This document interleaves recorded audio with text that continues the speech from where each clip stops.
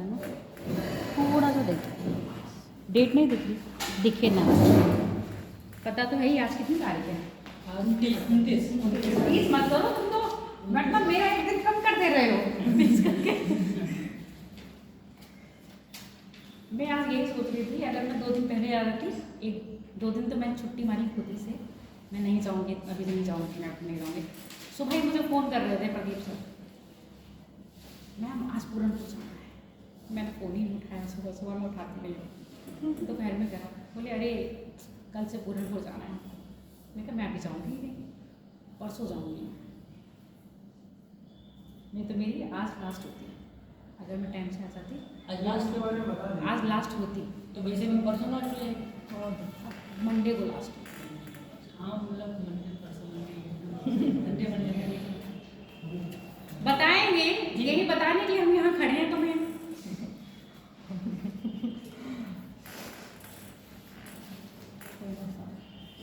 एक छोटा सा भारत का नक्शा बना लोगे आप लोग या मैं बनाऊँ? कैसा बनाऊँ?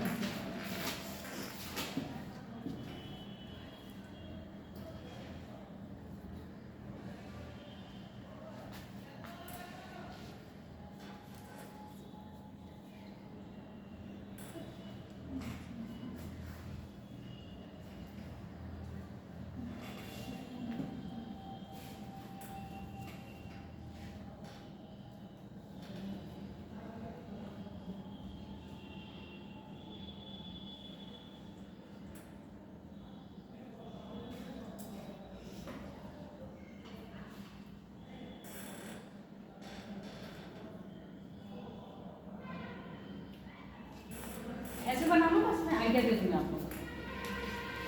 और पॉलिटिकल मैप खरीदो या नहीं?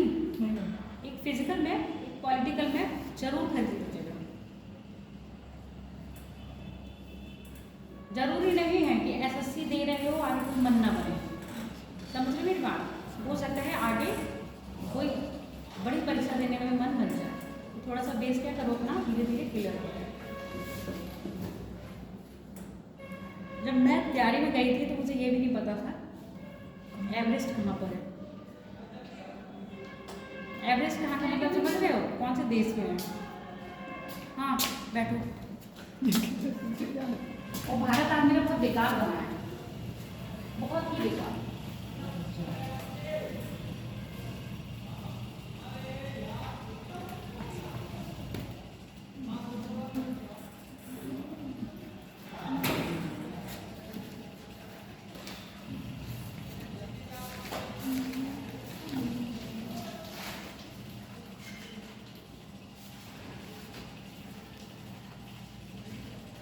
और बच्चे कहाँ हैं? आएंगे नहीं?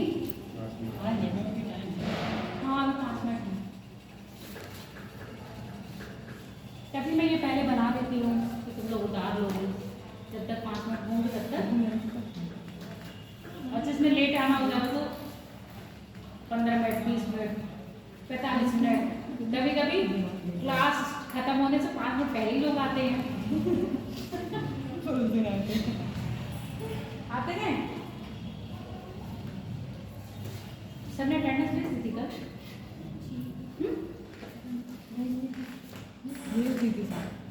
साइन नहीं करे कैमरा नहीं।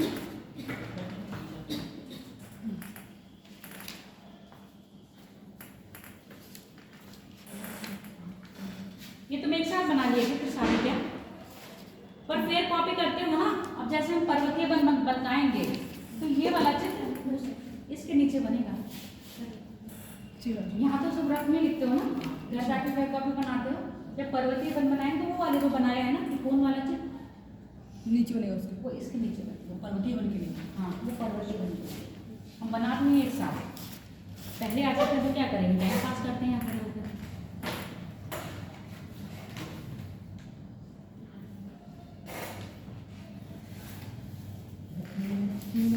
हाँ वो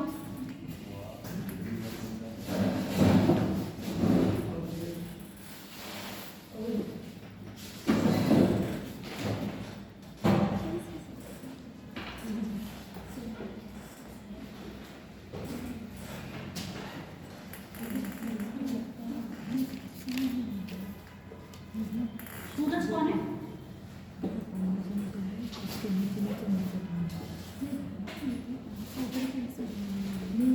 ये लोग पैंट किसने किया? चले बताएं समझाएं। कल कुछ लिखवा दिए थे ना थोड़ा सा इसके बारे में, क्या लिखा है बेटा बताओ। हाँ।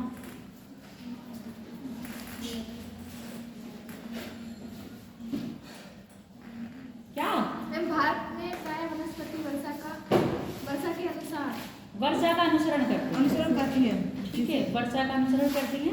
और वर्षा का अनुसरण करते ही भारत में विभिन्न विभिन्न प्रकार की वनस्पतियां पाई जाती हैं, क्योंकि भारत में संपूर्ण भारत में वर्षा की समान मात्रा नहीं है। कैसे वर्षा का वितरण असमान तरीके से होता है। इसी लैंग्वेज में आप लोग को क्या है, जब आंसर राइटिंग करते हैं मेंस में, अपनी यही लैंग्वेज इस्तेमाल करनी होती है। संपूर्ण भारत में ऐसे नहीं होता, पूरे भारत में, पूरा भारत नहीं लिखते हैं, संपूर्ण भारत में वर्षा का वितरण है ना। वर्षा अलग अलग बटी रहती है, ऐसे शब्दों का इस्तेमाल नहीं करते। शब्दों की क्या कहते हैं, शालीनता को बनाए रखते हैं जब हम पेपर में लिखते हैं। जैसे आप जब एप्लीकेशन लिखते हो तो सोचते हो ना कि ये शब्द नहीं होने चाहिए, और एक दोस्त को पत्र लिखोगे तो ऊट पटांग शब्द लिख दोगे, है ना, तो वो ऊट पटांग शब्द नहीं लिखे जाते। बात करते हैं पहले सदाबहार वन की। ऐसे वन जहाँ पे वर्षा की मात्रा क्या है 200 सेंटीमीटर से अधिक होगी। तो 200 सेंटीमीटर से अधिक वर्षा कौन कौन से क्षेत्र में हो रही है। जब भारत की जलवायु में वर्षा पड़े थे ना, तो भारत का मानसून सर्वाधिक वर्षा कहाँ करवा रहा था, केरल में करा रहा है। केरल के मालाबार तट पर। Very good. दूसरा एक मेघालय के वो क्या था, मेघालय का पठार करवा रहे थे ना। तो जो आपके सदाबहार वन मिलेंगे वो आपके कहाँ मिलेंगे, केरल तक, ऊपर से आपके ये वाला मेघालय वाला क्षेत्र है, जो अरुणाचल प्रदेश वाला क्षेत्र है, इन क्षेत्र में भी क्या मिलेंगे आपको, सदाबहार वन मिलेंगे। क्षेत्र पता चल गया। ऐसा क्षेत्र जहाँ पर वर्षा की मात्रा कैसी होगी, 200 सेंटीमीटर से अधिक होगी। भारत में ऐसे क्षेत्र कहाँ मिल रहे हैं आपके, केरल तक और कोरोमंडल में तमिलनाडु तक, यहाँ पर भी वर्षा होती है सर्दियों में। तो यहाँ भी क्या है, केरल, तमिलनाडु और ये जो नीलगिरी का क्षेत्र है, यहाँ भी क्या होंगे, वर्षा वन मिलेंगे। पर नीलगिरी का क्षेत्र कैसा है, पर्वतीय क्षेत्र है ना, तो वहाँ पर वन किस प्रकार के मिल रहे होंगे, पर्वतीय वन, यानी कि ऊंचाई का अनुसरण करते हुए वन मिलेंगे। मिश्रित वन मिलेंगे और शीतोष्णकटिबंधीय चौड़े पत्ते वाले वन मिलेंगे। क्लियर हो गया, इस तरह के वन मिलेंगे। उसके बाद ऐसे वन जो सदाबहार आर्द्र वर्षा वन होते हैं। सदाबहार आर्द्र वर्षा वन मतलब जैसे ये अर्धपर्णपाती होंगे। अर्धपर्णपाती का मतलब इनके जब वर्षा हो रही, वर्षा अच्छा रहेगा इसमें, पर कभी कभी क्या होंगे, अपने पत्ते गिरा देते हैं। ऐसे क्षेत्र में अधिकतर गिरिपात के पास, गिरिपात यानी कि तराई क्षेत्र है ना, तराई क्षेत्र में सदाबहार और आर्द्र वन मिलेंगे। आर्द्र क्यों कह रहे हैं, क्योंकि यहाँ की जलवायु कैसी होगी, आर्द्र होगी। आर्द्र जलवायु का मतलब क्या है, शुष्क नहीं होगा, नमी में क्या होगी, मिट्टी में भी नमी होगी। तो पत्तों को जो पानी की जरूरत होती है ना, वो किससे मिल जाएगी, भूमिगत जल से मिल जाएगी। और जब वो भूमिगत जल से उनकी कमी पूरी हो रही हो तो वो अपने पत्ते नहीं गिराएंगे। जब भूमि में जल का स्तर कम होगा तब वो अपने पत्ते गिराएंगे ना, या भूमि में स्तर कम होगा या वायुमंडल में क्या होगा, नमी की मात्रा कम हो जाएगी, तब वो अपने पत्ते गिरा देंगे। तो ऐसे वन सदाबहार आर्द्र पर्णपाती वन कहाँ पाए जाएंगे, अधिकतर तराई क्षेत्रों में। क्लियर हो गया। अब इन्हीं तराई क्षेत्रों में आपके पर्णपाती वन भी मिलते हैं। भारत में सर्वाधिक क्षेत्रफल में कौन से वन पाए जाते हैं, पर्णपाती वन। अब सुन लो, इनकी जो परिभाषा कहा जाता है, जो तराई क्षेत्र पड़े थे ना, ऊपर कौन सा था, हिमालय। हिमालय के बाद कौन सा था, कौन सा मैदान शुरू हो रहा था, हिमालय गिरिपात से। घर जाके पढ़ते हो नहीं, भाबर के बाद तराई है ना, तराई के बाद खादर और बांगर। तो जो खादर वाला क्षेत्र, तराई क्षेत्र के बाद जितना भी भारत में चले जाओगे, कर्नाटक को छोड़ दीजिए आप, संपूर्ण भारत में जितना भी क्षेत्र है कर्नाटक को छोड़ दीजिए, कौन से वन मिलेंगे, पर्णपाती वन। ठीक है। और ये पर्णपाती वन कैसे होंगे, जैसे ही आप लोगों ने देखा होगा कुछ पौधे ऐसे होते हैं जब गर्मियाँ स्टार्ट होती हैं या गर्मियाँ आने वाली होती हैं, पत्ते गिरा देते हैं, पत्ते पेड़ कैसे जाते हैं, सूखे हो जाते हैं, ऐसे लग रहा है इसमें कुछ रहा ही नहीं। जब मानसून आने वाला होता है तो एकदम हरे भरे हो जाते हैं। अभी अक्टूबर के टाइम पे क्या होगा, अक्टूबर नवंबर दिसंबर थोड़ा मौसम शुष्क रहेगा, पर टेम्परेचर इतना हाई नहीं होता है कि ये अपने आप के पत्ते गिराए, पर कभी कभी देखते हो ना थोड़े थोड़े पत्ते गिरे ही हुए होते हैं। तो गिरते गिरते जो आपका पसंद आता है और पतझड़ होने जाता है, तो यही टाइम होता है पर्णपाती वन का। तो भारत में अधिकतर पर्णपाती वन मिलेंगे। उसके बाद आते कटीले वन। कटीले वन वहाँ मिलेंगे, देखो अब यहाँ पर वर्षा की मात्रा बता दूँ, जो आर्द्र सदाबहार वन है वहाँ पर 100 से 200 सेंटीमीटर तक वर्षा हो रही होगी। यहाँ पर 200 सेंटीमीटर से अधिक वर्षा हो रही होगी। पर्णपाती वन में 100 से 150 सेंटीमीटर तक हो रही होगी। जहाँ वर्षा 50 सेंटीमीटर हो जाती है वहाँ पर आपको मिलते हैं घास के मैदान। वहाँ पर क्या मिलेंगे आपको, घास के मैदान। तो कटीले वन और पर्णपाती वन इनके साथ आपको क्या मिलेंगे, घास के मैदान। अब जहाँ वर्षा की मात्रा 25 सेंटीमीटर या इससे कम होती है वहाँ आपको मिलेंगे मरुस्थल। क्लियर हो गया। घास के मैदान जहाँ पर वर्षा 50 सेंटीमीटर तक हो रही हो, और जहाँ पर 25 सेंटीमीटर या उससे कम होगी वहाँ पर मिलेंगे आपको मरुस्थल। इन मरुस्थलों में जो वनस्पतियाँ पाई जाएंगी, अब यहाँ कटीले वन बोले हैं ना, यही कटीले वन आपको कहाँ मिल जाएंगे, मरुस्थल में भी मिल जाएंगे। और कटीले वन में कौन कौन से पेड़ पौधे आ जाते हैं, बबूल और एक वो होता है नागफनी। नाग नागफनी होता है ना, बबूल हो गया, नागफनी हो गया, और कौन से होते हैं, गुलाब थोड़ी ना होता। गुलाब नहीं आएगा इसमें, मतलब कटीले में आता है एकदम टोटल कटीला हो जिसमें पत्ते नहीं हो, वो आता है। एक और होता है छोटे पेड़ होते हैं मैम, एक वो बेर, हाँ बेर आता है कटीले वनों में। एक वो मतलब नागफनी के जैसा और होता है एक। अरे बहुत कैक्टस के तो बहुत प्रकार, बहुत प्रजातियां होती हैं, तो कटीले वन में वही चीजें आती है। पर्वतीय, अब मैंग्रोव वन क्या होते हैं, मैंग्रोव वन अधिकतर कहाँ पाए जाएंगे आपको, तटीय क्षेत्र। पानी वाले तटीय क्षेत्र यानी कि जो यहाँ पर हमने बनाया है, वाह वेरी गुड, ये वाला ये जो पश्चिम बंगाल वाला क्षेत्र है, यानी कि तटीय, जहाँ पर खारा पानी और नदियों का मीठा पानी आकर मिलता है, वहाँ पर आपके कौन से वन होते हैं, मैंग्रोव वन। यही मैंग्रोव वन केरल तट, तमिलनाडु तट, गुजरात तट, तटों के पास जहाँ नदियाँ क्या ला रही होंगी, अपना जल ला रही होंगी और समुद्र तक खारा पानी मिल रहा होगा, वहाँ पर आपको कौन से वन मिल रहे होंगे, मैंग्रोव वन। मैंग्रोव वन का उदाहरण अगर हम भारत में लेंगे तो आपके सुंदरवन, इसको सुंदरवन डेल्टा कहा जाता है ना। तो सुंदरवन डेल्टा मैंग्रोव वही है जो नमकीन पानी और खारे पानी के बीच में उगते हैं, और भारत में इस प्रकार के जो वन मिलते हैं वो कौन से हैं आपके, सुंदर वन, यानी कि सुंदर पौधा मिलता है, पौधे का जो नाम है सुंदर, तो उसी के नाम पर उसको सुंदरवन डेल्टाई क्षेत्र कह दिया, जो कहाँ पड़ रहा है आपका, ये वाला क्षेत्र, ठीक है, ये पूरा डेल्टाई क्षेत्र जिसमें आपके। और देखने में पत्ता कैसा लगेगा, जैसे आपने उसका पत्ता देखा है, अरे जो अपने बेर होते हैं ना, देखने में बेर या नींबू का पत्ता छोड़ है ना, नींबू का पत्ता भी गोल छोटा सा होता है, पर इनका पत्ता एकदम डार्क ग्रीन होगा, नींबू का पत्ता एकदम डार्क ग्रीन नहीं होगा, शाइनिंग करता है, और देखने में ऐसा लगेगा कि बिल्कुल ये इन्हीं के ही है, नींबू का है या फिर आपके जो अभी मैंने बोला बेर का है, पर जब उसके पेड़ की जड़ देखोगे तब आपको पता चलेगा ये मैंग्रोव है। विशेषता बताएंगे अभी कैसे है, क्षेत्रफल पता चल गया।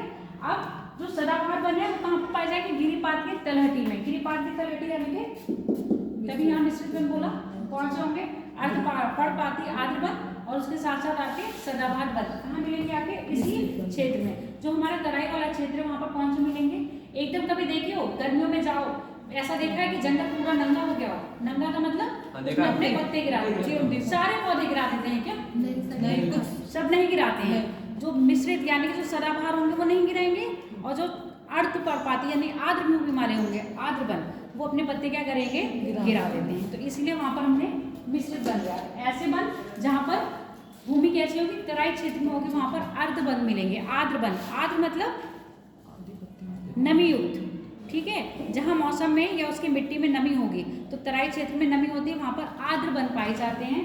पर्णपाती वन ऐसे वन जहाँ पर 100 से 150 सेंटीमीटर।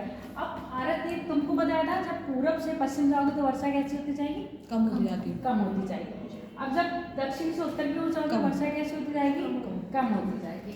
यहाँ पर आप लोगों को बताया था क्या है, आपके पश्चिमी घाट है, और पश्चिमी घाट के पूरब पश्चिम में अतिवृष्टि और पश्चिमी घाट के पूरब में छायावृष्टि वाला क्षेत्र, तो जो आपके कर्नाटक वाला क्षेत्र है वो कौन सा आ रहा है? वो छायावृष्टि वाला क्षेत्र है। और वो पुणे था। तो यहाँ पर कौन सा आएंगे? कटिबंध। कटिबंध बन। उसके बाद जो आपका मरुस्थलीय क्षेत्र है ये वाला, यहाँ पर कौन से क्षेत्र मिल रहे हैं आपको? कटिबंध बन। अब जैसे जैसे वर्षा की मात्रा इधर होती जा रही है, कम होती जा रही है, तो बताया था कि राजस्थान का जो कौन सा क्षेत्र आ रहा है, वो सॉरी उत्तर प्रदेश का जो राजस्थान से लगा हुआ क्षेत्र है, वहाँ भी कैसे बन पाए जाएंगे? कटीले। जितना आप किस साइड जाओगे, मथुरा की तरफ जाओगे तो आपको बबूल के पेड़ बहुत मिलेंगे। ठीक है, बदायूं की तरफ भी बढ़ोगे तो आपको बबूल देखने को मिल जाएगा। आंवला साइड पे गया होगा तो देखना वहाँ पर बबूल बबूल बहुत होगा। कई जगह खेती की जमीन भी नहीं लगती है वहाँ पर, तो अधिकतर गवर्नमेंट भी क्या करती है, जहाँ पर खेती योग्य भूमि नहीं होती है तो वहाँ पर फैक्ट्री लगाती है ना। अब कई लोग कहते हैं पूर्वांचल में गवर्नमेंट फैक्ट्री क्यों नहीं लगाती है, या यहाँ पर तराई क्षेत्र में क्यों नहीं लगाती है। लोगों का बहुत रहता है कि उधर ही जहाँ डेवलप है वहीं डेवलप करे जा रहे हो, जहाँ डेवलप नहीं है वहाँ डेवलप क्यों नहीं कर रहे हो। तो ये पॉलिसी होती है ना, तो गवर्नमेंट के एग्रीकल्चर बेस्ड जो प्रॉपर्टी है या लैंड है उसको खराब कर दे। अब तराई क्षेत्र में वन है, वन भी जरूरत है ना, वन नहीं हो तो वर्षा करवा लोगे क्या? नहीं हो सकती ना, तो वनों को नहीं काट सकती। और यहाँ की जो भूमि है कैसी है, खेती के लिए उपयोगी है। और पश्चिमी क्षेत्र में जितना जाओगे वहाँ पर भूमि कैसी हो रही है, बंजर हो रही है। अब जब बंजर भूमि है तो उसको औद्योगिक केंद्र बनाए जाएंगे, और जो आपकी कृषि योग्य भूमि है उसको कृषि योग्य बनाया जाएगा। समझ में आ गया? तो जितना आप उत्तर प्रदेश का पश्चिमी क्षेत्र में जाओगे वहाँ पे कौन से वन मिलेंगे आपको? कटीले। पंजाब का कौन सा क्षेत्र आएगा नीचे वाला? कौन सा होगा? पंजाब का दक्षिण क्षेत्र भी कौन सा मिलेगा? कटीले वनों का मिलेगा। तो क्षेत्र समझ में आ रहे हैं? इसलिए मैंने कहा एक पॉलिटिकल मैप लेके आओ। और जो एमपी वाला क्षेत्र होगा, एमपी में अधिकतर कौन से वन पाए जाएंगे? उत्तर प्रदेश में कौन से वन पाए जाएंगे अधिकतर? पर्णपाती। पूरे भारत में अधिकतर कौन से वन पाए जाएंगे? पर्णपाती। तराई क्षेत्र में कौन से वन पाए जाएंगे? सदाबहार, आर्द्र वन या मिश्रित वन बोल दोगे, ठीक है। क्योंकि और गिरिपाद में बोला जाएगा कभी तो सदाबहार वन नहीं, मिश्रित वन बोलोगे गिरिपाद में। क्योंकि गिरिपाद जो हमारे स्टार्ट हो रहा है, हम ऊंचाई 0 से 15 ले रहे हैं, 0 में जाएंगे यहाँ तक जाएंगे तो हमारे कौन से होंगे? पर्णपाती वन। 0 से थोड़ा सा ऊपर 1000 मीटर पर जाओगे तो हमारे कौन से बन जाएंगे आपके? सदाबहार वन, है ना। क्लियर हो गया? तो यहाँ पर क्या हो रहा है, ऊंचाई के साथ जैसे जैसे बढ़ते हैं टेम्परेचर में क्या होती है? कमी होती है। अब जब टेम्परेचर में कमी होगा तो वायु में नमी की मात्रा कम होगी या बनी रहेगी? इस समय वायु में नमी की मात्रा है? समझ में आ गया? और जब टेम्परेचर बढ़ जाएगा तो वायु में नमी की मात्रा कम हो जाएगी। मौसम कैसा हो जाएगा? शुष्क। तो हवाएं कैसे चलती है? गर्म हवाएं चलती हैं। और जब वायु में नमी होगी तो हवाएं कैसी लगेंगी? ठंडी। क्लियर हो गया? ठंडी और गर्म कौन पूछ रहा था उस दिन? राजीव। मुझे सबका याद रहता है कौन कौन से क्वेश्चन कौन पूछता है। अब क्षेत्र पता चल गए। अब ये बताओ, ये तुम लोग टेबल फॉर्म में लिखोगे या मैप पे लिखते जाओगे? मैप पे लिख लेंगे हम, सही रहेगा। मैप पे लिख लोगे तो पॉलिटिकल आपको भी पता होना चाहिए। जो अधिकतर भारत का ये वाला तराई क्षेत्र है, हिमालय क्षेत्र छोड़ दे रहे हैं, तराई क्षेत्र है, यहाँ पर लिखो मिश्रित वन, ठीक है। यहाँ लिखो सदाबहार वन, यहाँ भी लिखो सदाबहार वन, यहाँ पर है मैंग्रोव और ये पर्णपाती वन।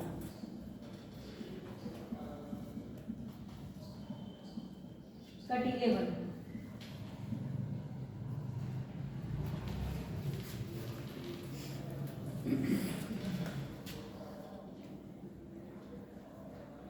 अब पेपर में यहाँ से नहीं बनते क्वेश्चन, तुम लोगों के पेपर में कहाँ से बनेंगे अब बता दें।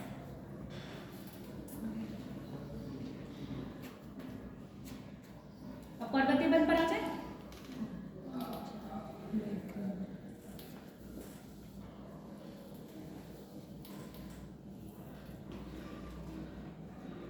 ये इतनी समझ में आया। मैक्रो वन बताते हैं कौन से होते हैं, देखे नहीं है ना तुम लोगों ने।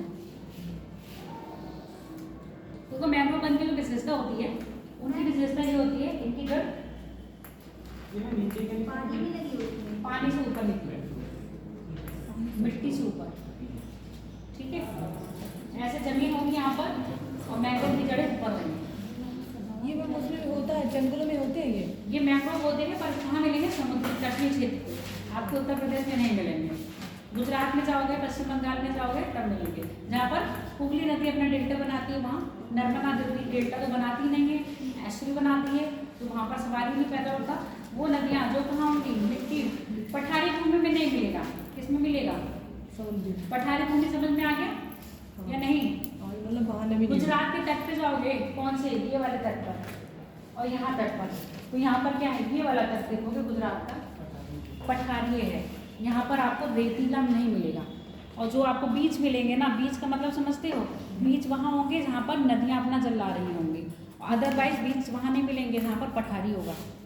एकदम पैर रखोगे तो ठोस भूमि ही मिलेगी, चट्टान, और उसके ऊपर सागर अपना जल ला रहा। पठार दिखने में कैसा होता है बना के? पठार दिखने में पता ही, पठार तो दिखने में क्या होगा? पठार तो ऐसा होगा, पता ही नहीं चलेगा आप पठार पर हो।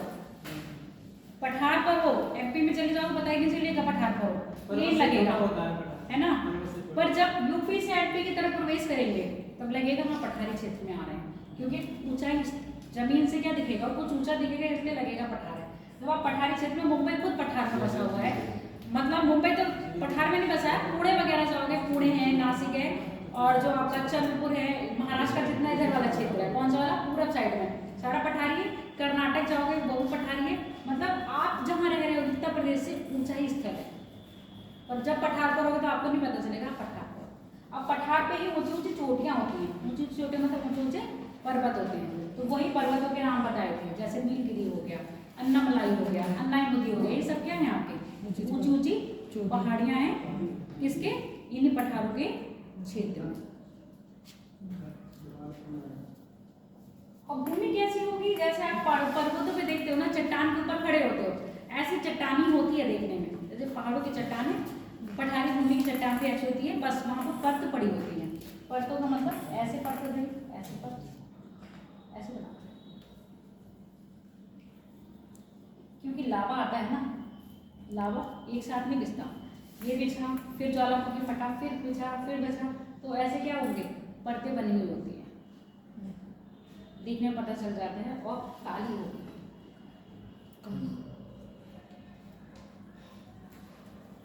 चलो अब क्या बताना था आपको? पर्वतीय वन।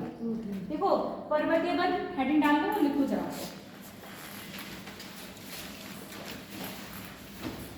फिर एक टेबल बनवा के लिखवा देंगे सदाबहार वन कौन कौन से हैं, क्योंकि उदाहरण में पूछा जाता है वन के नाम, और निम्न में से कौन सा सदाबहार पेड़ है और कौन सा अर्धपर्णपाती है।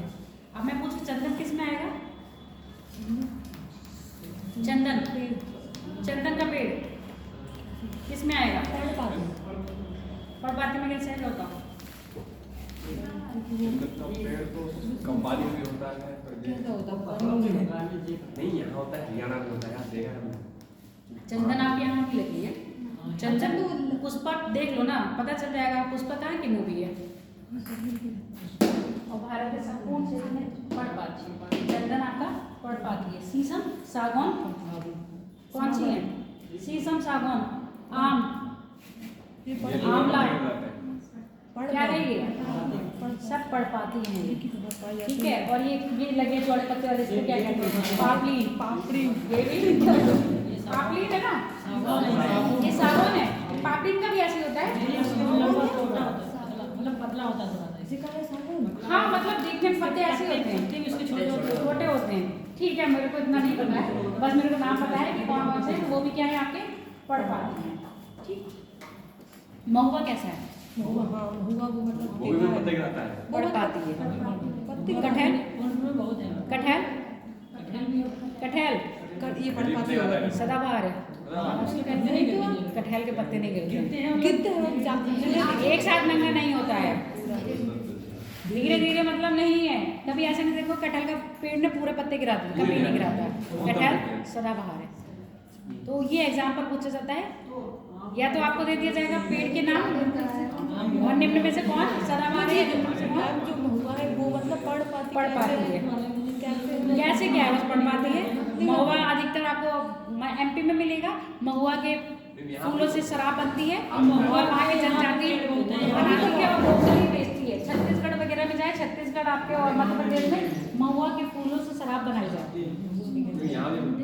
अब यहाँ वहाँ के तो मुझे नहीं पता, एक्चुअली में मैंने वहाँ पर बिकते हुए देखा और देखने में लगेगा पानी है वाइट सा, तो शीशे में बेचते हैं वो, वहाँ की जनजाति है, शीशे में बेचते हैं और खरीद खुलेआम बिकती है वहाँ पर। तो वहाँ के जो ड्राइवर थे उन्होंने बताया कि ये महुआ के फूलों से बनाई हुई शराब है देसी। अब हम थोड़ी रहा कर रहे हैं, मतलब बंदा सोचेगा, नया बंदे को क्या पता कि क्या है, पानी समझ के बंदा ले लेगा।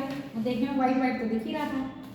अब बात करते हैं पर्वतीय वन की। लिखो पर्वतीय वन प्राय वर्षा का अनुसरण ना करते हुए, हाँ पर्वतीय वन प्राय वर्षा का अनुसरण ना करते हुए, वर्षा का अनुसरण ना करते हुए ऊंचाई का अनुसरण करते हैं।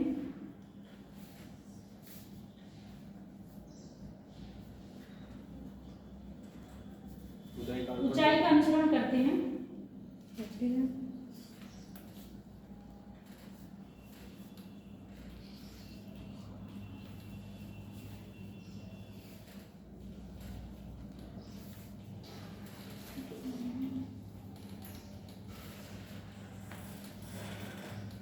ऊंचाई का अनुसरण करते हैं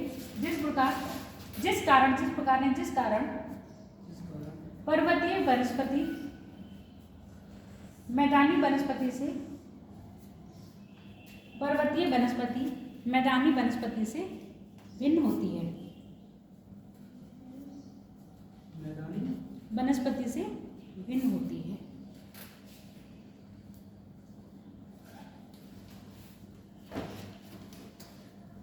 अब आपको याद होगा ना, ये देखो मैंने शीतोष्णकटिबंधीय चौड़े पत्ते वन का फिर लिखा है कोणधारी वन।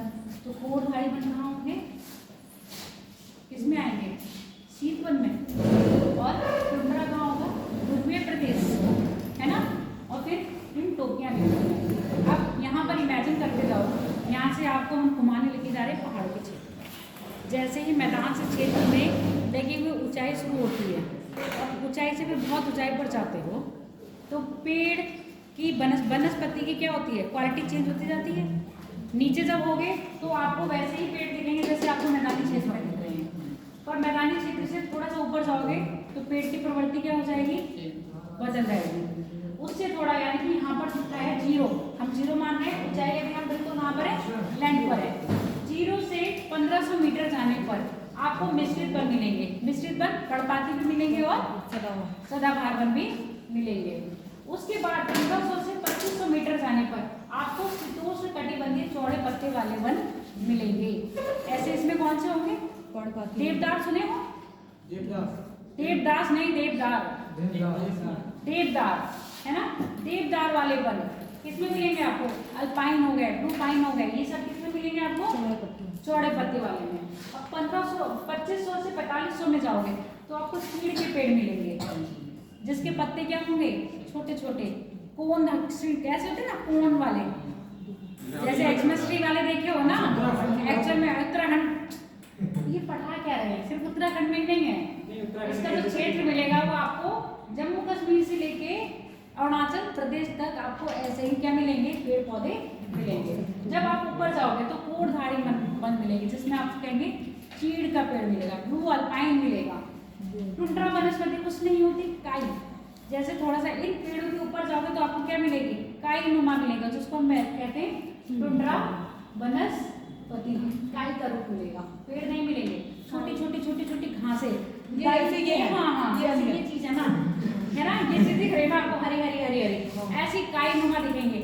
ये बहुत छोटा है, उससे थोड़ा सा बड़ा साइज दिखेगा, इतना बड़ा दिखेगा, इससे ज्यादा बड़ा नहीं दिखेगा।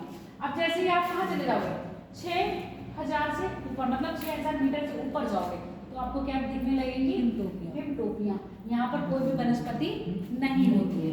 अभी लद्दाख एकमात्र ऐसा क्या है, भारत का राज्य, जहाँ पर आप हिमटोपियां देखते हो। गर्मियाँ आने पर थोड़ी थोड़ी क्या मिलेगी, घास, थोड़ी टुंड्रा वनस्पति। अगर हिमाचल में स्पीति वगैरह चले जाइए तो अब वहाँ पर क्या होगा, हिमपात होने लगेगा।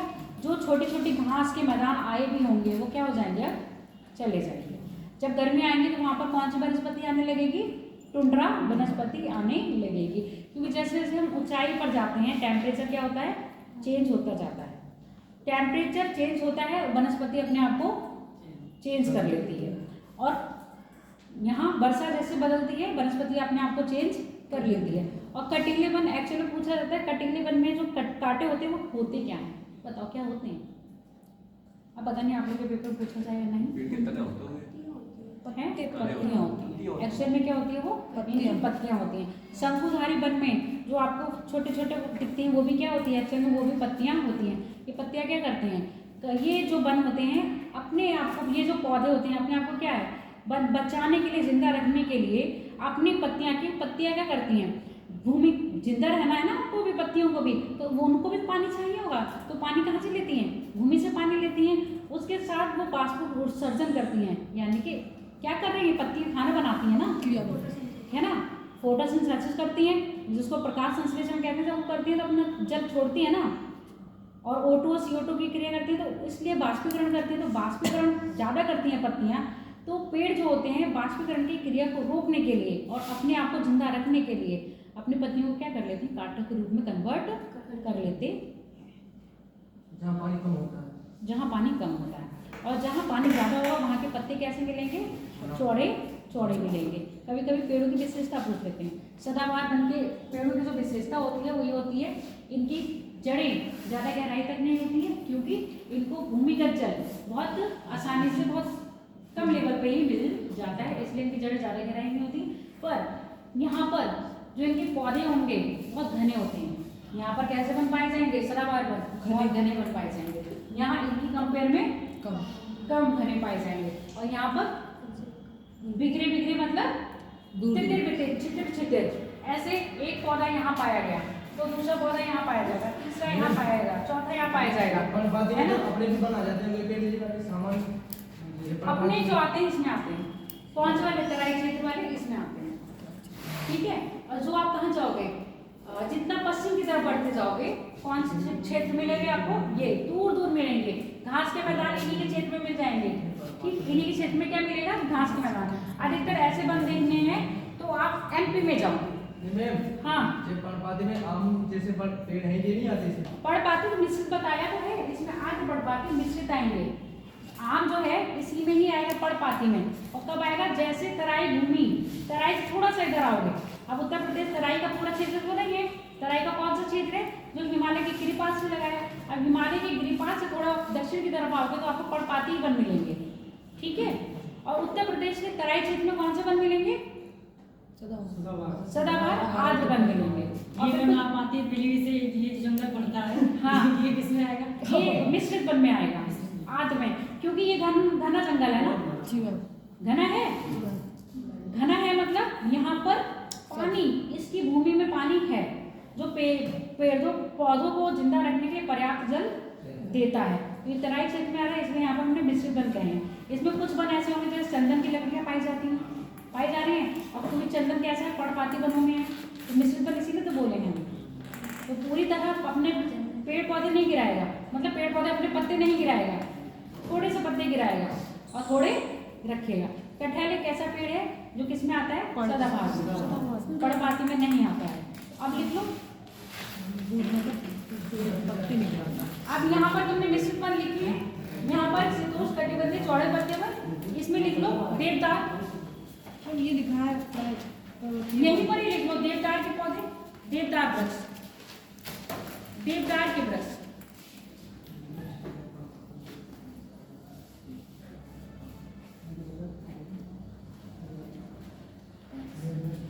क्या लिखोगे इसमें, पता नहीं कौन से पेपर में ये पूछा गया था, यूपी PCS वाले में पूछा गया था, अब मुझे याद नहीं आ रहा है। मनोस्वर क्या है, ये पता है, जो आपका अरुणाचल प्रदेश वाला क्षेत्र है, असम अरुणाचल प्रदेश था, वहाँ की वनस्पति है। और ये कहाँ पर बताई थी, आपके पर्वतीय क्षेत्र में आएगा ना, तो मनोस्वर भी किसमें आते हैं, शीतोष्ण कटिबंधीय चौड़े पत्ते वाले क्षेत्र में आते हैं। नाम लिख लो, मनोस्वर, देवदार और मनोस्वर। इसमें लिखो चीड़, ब्लू पाइन,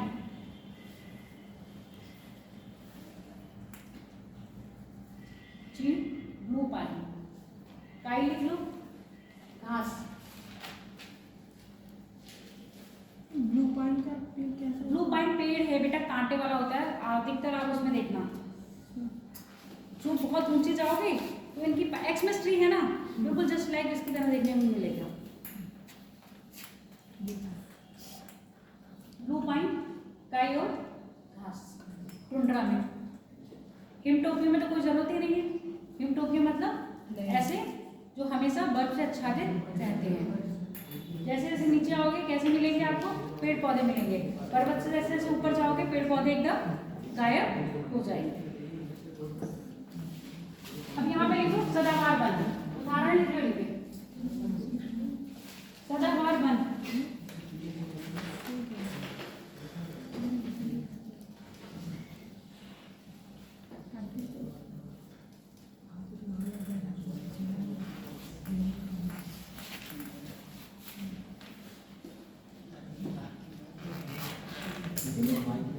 सदाबहार वन में लिखो महोनी,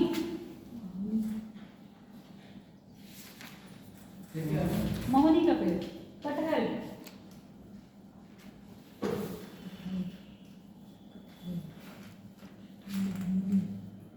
सागौन,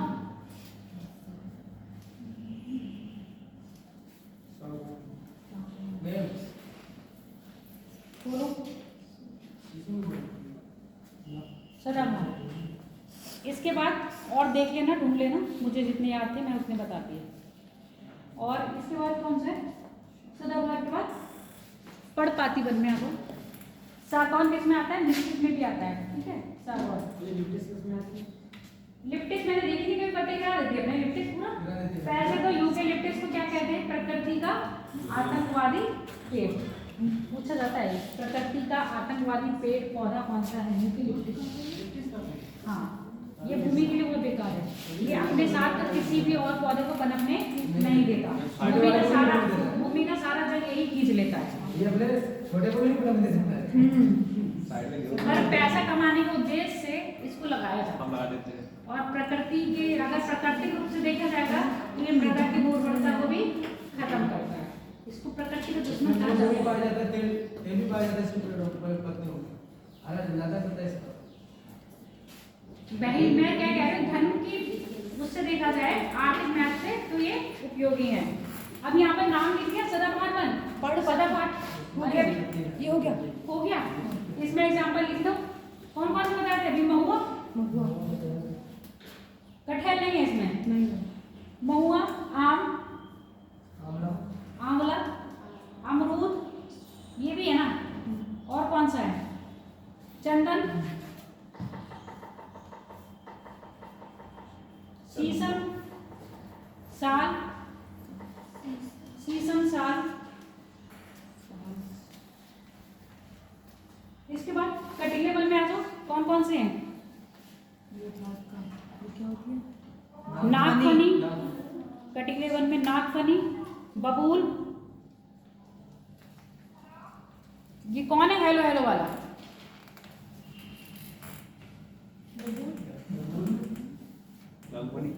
नागफनी, बबूल,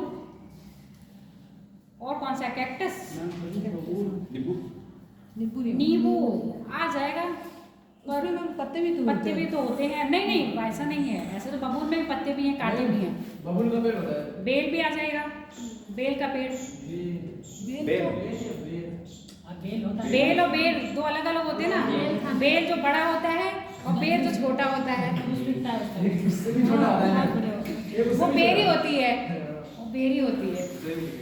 ठीक, लिख लो जितना आ रहा है। कटीले वन है, उसके बाद कौन से आपके, मैंग्रोव वन, सुंदरबन लिख लो इसमें सीधे सीधे। मैंग्रोव वन में भारत में जो मिलता है वो सुंदरबन है। मैंग्रोव में सुंदरबन, मैंग्रोव में सुंदरबन, मैंग्रोव में है सुंदरबन। पता नहीं आप लोगों के पेपर में पूछा जाएगा, फिर मैं डिस्कस कर देती हूँ आपके साथ। पूछा गया था मैंने एक बार। है एक बार पूछा था। कौन से, ये तो पूछे जाते हैं, इतना मुझे पता है। ये चीज पूछी जाती है, किसी वन की विशेषता नहीं पूछी जाती है, पेट में आया था। स्टेटमेंट में नहीं देते हैं। समझो ऐसे जैसे सदाबहार वन है ना, इन वन की जो विशेषता होती है, चौड़े वन होंगे, सघन होंगे, विरल नहीं होंगे। सघन जो आता है वो अगर पूरी डिटेल पता होगी, है? मैम अगर पूरी डिटेल पता होगी तभी क्वेश्चन होगा। सोल्व कर पाओगे। इसीलिए तो मैं समझा रही हूँ, जो पूछा जाता है वो मैंने नोट डाउन करवा देती हूँ, तो पूछा नहीं जाता तो मैं आपको समझा देती हूँ। विशेषता मैं बता दे रही हूँ, बनों की विशेषता क्या, कैसे पहचानोगे। ये बन क्या होंगे, सघन होंगे। सघन मतलब आस पास होंगे, जैसे अमेजन के वन देखिए, वर्षा वन है और सबसे घने हैं, इतना घना है कि वहाँ पर सूर्य का प्रकाश नहीं पहुँच पाता। ठीक है, तो ऐसे वन क्या होंगे, सघन का मतलब जहाँ पर पेड़ पौधे एकदम पास पास होंगे। पास पास होने के साथ साथ खाते पीते घर के हैं तो मोटे ताजे होंगे, है ना, और इनकी जड़ें अधिक गहरी तक नहीं होंगी, दलदली होगी, अधिक गहरी नहीं होंगी। उसके साथ साथ जड़ें मोटी होंगी तो भारी होगा। तना कैसा होगा इनका, भारी होगा। अब भारी होगा तो ये आर्थिक महत्व से इतने महत्वपूर्ण नहीं होते। साबुन लिखवाया है इसी में ही, पर क्या है आर्थिक महत्व से इतने महत्वपूर्ण नहीं होते। मतलब क्या है, देखो यहाँ पर क्या बीमारी बहुत आ जाती है, जैव विविधता की दृष्टि से बहुत अच्छे होते हैं, जितने भी घन नहीं होंगे। अब नीलगिरी आपने बताया ना, केरल में शांत वैली, जैव विविधता की दृष्टि से भारत का सबसे क्या है, उच्च कोटि वाला क्षेत्र है, जहाँ पर विभिन्न प्रकार की क्या पाई जाती हैं, प्रजातियाँ पाई जाती हैं। और प्रजातियों में सिर्फ जंतु की प्रजाति नहीं होती, पादप प्रजातियाँ भी होती हैं। जब किसी वन में जाओगे ना, ऐसे सदाबहार वनों में एक प्रकार के वन नहीं मिलेंगे, यहाँ पर बहुत सारे पेड़ पौधे घास मिलेगी। तो ऐसे कहते हैं, इसको हम कह रहे हैं विभिन्न प्रकार की वनस्पतियाँ और विभिन्न प्रकार के जंतुओं की प्रजातियाँ यहाँ पर मिलती हैं। तो ये कैसे होगी, आर्थिक दृष्टि से अधिक उपयोगी ना होके कैसे होंगे, पर्यावरण की दृष्टि से अधिक उपयोगी होते हैं। पर यहाँ पर जब सूर्य का प्रकाश नहीं पहुँच रहा है तो कीड़े मकोड़े बहुत होंगे कि नहीं होंगे, तो ये मानव स्वास्थ्य के लिए भी हानिकारक होते हैं। क्लियर हो गया, ये विशेषता पूछी जाती है। दूसरी सदाबहार वन, उनके कंपेयर में जो अर्ध पर्णपाती वन है, इनके कंपेयर में क्या होंगे, ना ज्यादा विरल होंगे ना ज्यादा सघन होंगे। सूर्य का प्रकाश आराम से धरातल तक पहुंच जाएगा, क्योंकि अब यहाँ पर वायुमंडल में क्या होगी, नमी की मात्रा कम हो जाएगी कि भूमिगत में क्या होगा, नमी रहेगी। अब ऐसे पौधे जिनको नमी अधिक चाहिए होती है वो अपने पत्ते क्या करेंगे, गिरा देंगे। तो यहाँ पर कौन से मिलेंगे आपको, मिश्रित वन प्रकार के मिलेंगे। दूसरा आपका कटीले वन, कटीले वन की सीधी, कटीले कह रहे हैं पर्णपाती वन। पर्णपाती वन की सीधी विशेषता ये है, जैसे ही मौसम क्या होता है, शुष्क होता है। शुष्क मतलब जैसे ही गर्मियाँ आने वाली होती है ना, तो मौसम में क्या होगा, नमी कम होती जाएगी, मौसम शुष्क होता जाएगा, तो ये अपने पत्ते ऑलरेडी गिरा देंगे। और ये सघन ना होकर विरल होते हैं। भारत में अधिकतर वन कैसे पाए जाएंगे, अधिकतर वन पर्णपाती पाए जाएंगे, और जो जंगल होंगे वो भी कैसे होंगे, विरल होंगे, सघन नहीं होंगे। ठीक, समझ में आ गया। कटीले वन तो सीधे मरुस्थलीय क्षेत्र में मिलेंगे, और ये बहुत बहुत दूर पे मिलेंगे, एक साथ झुंड में नहीं मिलेंगे। एक यहाँ मिल रहा है तो एक 1 किलोमीटर 2 किलोमीटर या 500 मीटर की रेंज में मिलेगा, इतना दूर मिलेगा, पास में नहीं मिलेंगे। कहाँ आपके मरुस्थलीय कटीले वन। मैंग्रोव वन सेम कैसे होंगे आपके, जैसे आपके सदाबहार वन होते हैं, क्योंकि यहाँ पर भूमि में जल की मात्रा कैसी रहती है, पर्याप्त रहती है, क्योंकि समुद्र का जल high tide and low tide आता है, यानी कि ज्वार भाटा आता है तो उसके साथ क्या रहते हैं, लिंक्ड अप रहता है, और नदी का पानी और समुद्र का पानी आता जाता रहता है, तो यहाँ पर मिट्टी में पानी की मात्रा अधिक रहती है। और यहाँ भी पेड़ होंगे, ज़्यादा बड़े नहीं होते, छोटे होते हैं, घने होते हैं।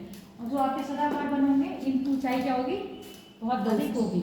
यहाँ पर पेड़ ऊंचे मिलेंगे, पास मिलेंगे और ऊंचे मिलेंगे, यहाँ पेड़ छोटे मिलेंगे और दूर दूर मिलेंगे। ये विशेषताएं पूछी जाती हैं, तो याद रखना। अगर पेपर बनाते हैं तब, नहीं तो आपके में जो ज्योग्राफी या जीएस में आता है वो सिर्फ डायरेक्ट क्वेश्चन पूछते हैं, सीधे डायरेक्ट नाम पूछते हैं और कुछ नहीं पूछते। समझ में आ गया ये चीज़, तो आपका ये वाला जो टॉपिक था वो हो गया है खत्म। अब हम पढ़ेंगे, क्या पढ़ोगे आज, अब ये बताओ, जलप्रपात लिखोगे, जनजातियाँ लिखोगे, या पहले ये पढ़ लोगे। जनजातियाँ मैं सोच रही थी, ऐसा नहीं कि मुझे नहीं आ रहा है, मुझे आता है, पर मेरे सोच रही थी तुम लोगों के जनजाति वगैरह तो अगर नहीं हो पाएगा तो मैं लिस्ट दे दूंगी।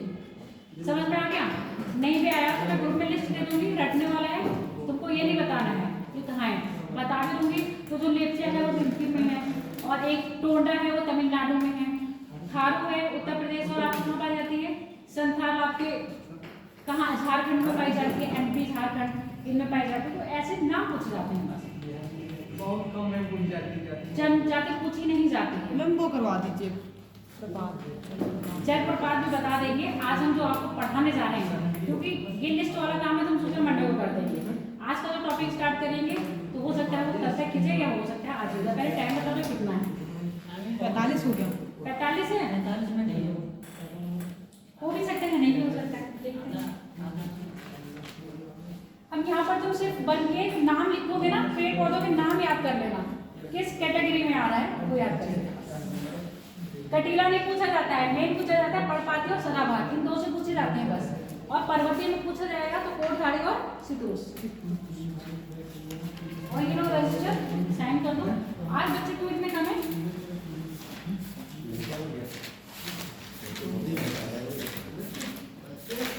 बच्चे दिन पे दिन कम होता है। क्यों? रीजन ठंड हो रही है इसलिए? आदत है तुम लोगों से। तो टीचर के दिन पे दिन कम होता है पहन दो। हम तो बहुत दूर से आते हैं। कहाँ से आते हो? इलाहाबाद। ये कहाँ पर? एक और नाम सुना है? इकोतरनाथ, हाँ सुना है। बहुत लोग जाते हैं वहाँ नल लगाते हैं ना? जी मैम, बहुत सारे मंडल पूरी हो जाती है तो नल। और मैंने सुना वहाँ पर नलों में हैंडल नहीं है। पानी नहीं निकलता है उससे, सही अगर मैम खोले ना जाए तो वहाँ पर ही चल नहीं पाएंगे।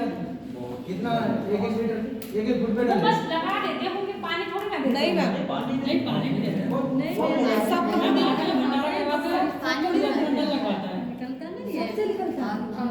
बहुत न लेने मैंने सुना है कि मंडल बांधते हैं, जिसकी मंडल पूरी हो जाती है मंडल लगाते हैं। हम गए नहीं हैं, अभी हम यहाँ भी नहीं गए हैं। जो यहाँ पर जो जंगल में सिद्ध बाबा का लगता है ना, जंगल में आज तक नहीं गई हूँ मैं। ये यहाँ पे सुना है बहुत। ये तो यहाँ पे तांडे में। ये तो मांडो डांडा रोड पे लगता है ना। यहाँ भी बहुत भीड़ होती है। लोग में बहुत ज्यादा भीड़ होती है। मगर यहाँ नल नहीं है। और वो 5 बजे निकाल देते हैं तो क्या होता है। इसमें ज्यादा नल नहीं है ना। इससे दबाव है यहाँ नहीं है ज्यादा। नेटवर्क नहीं आते। नहीं, एक उत्तरनाथ सुने हैं। और वहाँ पर एक मंदिर और है यहाँ पर, वो भी फेमस है पूरनपुर में। कोई भैया तकिया तकिया मंदिर होगा। बनानी नहीं है, नहीं नाम बताओ जरा मतलब। तकिया मंदिर होगा मैं तो नहीं, कोई भैया भाजू कैसे कुछ करके बोलते हैं उस मंदिर का नाम। सब भैया के हाँ पूरे घर में ऐसे लगता है सब भैया याद पूरा नाम याद कर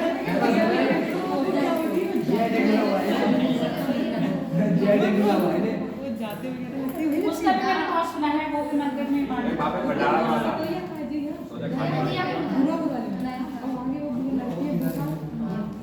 चलो बातें बंद करो, साइन कर दो, फिर स्टार्ट करते हैं। देखो जो हमारा टॉपिक है मेन है इकोनॉमिक ज्योग्राफी का है। भारत के औद्योगिक क्षेत्र हैं जिसमें हम चट्टानें पढ़ते हैं। ठीक, अब इन चट्टानों में जैसे भूगोल की चट्टानें मतलब टोटल ज्योग्राफी में जो चट्टानें हैं, आग्नेय चट्टानें, अपसारी चट्टानें और उपांतीय चट्टानें, ये नहीं बताई गई थी ना। ये सर्वे प्रणाली है। मैम अभी आपने भैया का नाम लिया है, वहाँ पे जो भूगर्भ शास्त्री वगैरह लोग तो लोग होते हैं, उनकी एक टीम हमेशा रहती है वहाँ पे। कुछ है हमने बहुत लोगों से मतलब हम लोग तक ऐसे नहीं गए हैं। जो हमारे रिश्तेदार है ना आगरा वगैरह से आते हैं, वो बहुत जाते हैं। इस मैया जा रहे हैं, वहाँ से जब मन्नत मांगते हैं उनको पूरी होती है। पता नहीं है कोई में हमारा तो कभी ऐसा देखा नहीं यहाँ है। जो है यहाँ भी कोई देख नहीं पाता, पूजा हो जाती है। कहाँ? यहाँ उत्तरनाथ में एक मैंने वहाँ लखीमपुर के पास भी ऐसा मंदिर सुना है कि धृतराष्ट्र पता नहीं वो कौन है, वो क्या हाँ, क्या जिनकी मणि थी यहाँ पर। अश्वत्थामा। अश्वत्थामा। हाँ, वो कहते हैं कि शिव जी की पूजा करने से वो आते हैं। पता नहीं लखीमपुर के बाद मैंने ऐसा मंदिर सुना है। आते हैं क्या वो? मुझे नहीं पता, मैंने सुना है। अब सुनी हुई चीजों पे कितना भरोसा कर सकते हैं वो आप खुद जानो। आते होंगे। नाग की मणि देखे हो आज तक? मणि की स्टोरी तो सुने ही हो, है पुराने पिक्चर नाग नागिन मणि चुड़ैल नागिन मणि नाग मणि नागिन ने बंधा लिया। आप वो भी बंद करो, अब अपने टॉपिक पर आ जाओ। हफ्ते में मुफ्त नहीं करते।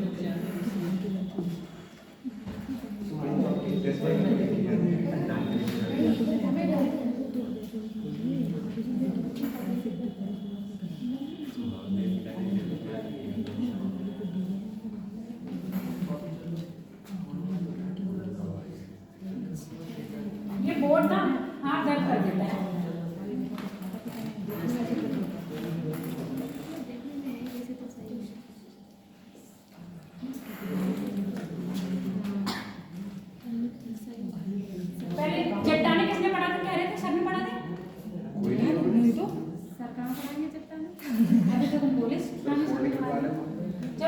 है लिखो पहले। सर क्वालिटी पढ़ाते हैं।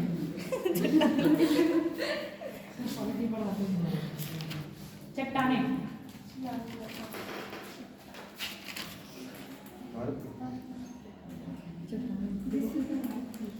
विश्व की नहीं है, हम चट्टानों की बात करेंगे, ठीक है। कोई की नहीं है भाई चट्टाने।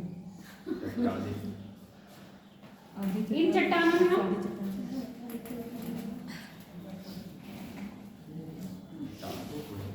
भारत की चट्टाने, इधर हम बात करेंगे चट्टानों के प्रकारों में। 3 प्रकार की चट्टानें हैं।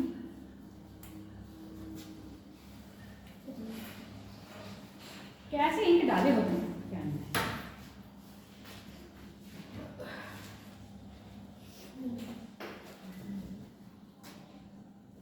ये पढ़ो। आग्नेय चट्टानें सबसे पहले इग्नेयस अवसादी, उसके बाद रूपांतरित,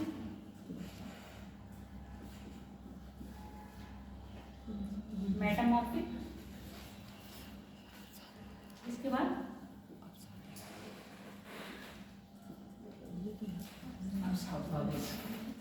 हम चट्टानें नहीं लिख रहे हैं नीचे, इसको कहते हैं सेडिमेंट्री रॉक्स। हिंदी वाली है सब, इंग्लिश वाला तो कोई नहीं है। आती नहीं खेलो डेट क्यों है? अच्छा,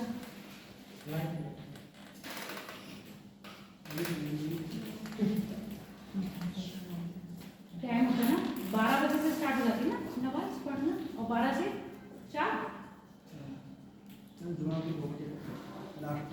लास्ट 2 बजे।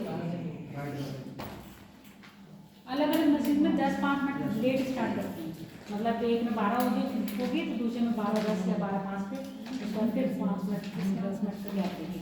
अगर इस मस्जिद में छूट जाए तो आप दूसरी मस्जिद में जाते हैं, ऐसा होता है। बताओ मुझे कैसे पता? क्या मैम? आपके पड़ोसी लोग कोई होंगे क्या कुछ? नहीं, बच्चों ने ही मुझे बताया था। बच्चे बता जाते थे ना नमाज पढ़ने, तो पूछते थे कि इतनी जल्दी क्यों। कई बच्चे होते हैं कि 12 बजे जा रहे हैं, कई बच्चे नमाज पढ़ने 1 बजे जा रहे हैं।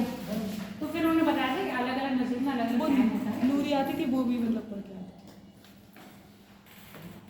पहले तो 2 बजे क्लास होती थी। लिखो आग्नेय चट्टानें, रूपांतरित चट्टानें, अवसादी चट्टानें।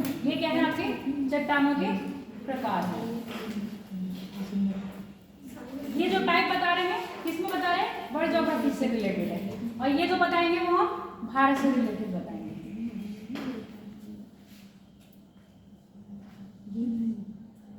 क्या बात कर रहे हो तुम दोनों? मैं ये कह रही हूँ चट्टाने में पढ़ी है। पढ़ी है तो चलो बताओ। नहीं मैम, ये तो बिल्कुल झूठ बोल रही है। हमने तो ऐसा कुछ नहीं बोला अभी। तुमने कहा नहीं मुझे याद है। पूछा जाता है, देखो पेपर में तुम लोग को कहाँ से बनेगा? प्रारंभिक चट्टानें, कौन सी चट्टानें? आग्नेय चट्टानें। हम बोलते जाएंगे, ऐसे लिखते जाना बस, यहाँ पर समझाएंगे नहीं। प्रारंभिक चट्टानें आग्नेय चट्टानें हैं जिनका निर्माण लावा द्वारा हुआ है। प्रारंभिक चट्टानें, आग्नेय चट्टानें लिखा हुआ है ना, उसके नीचे ये देखो एरो बनाया है ना हमने, यहीं पे लिखो प्रारंभिक चट्टानें। दूसरा पॉइंट बनाओ,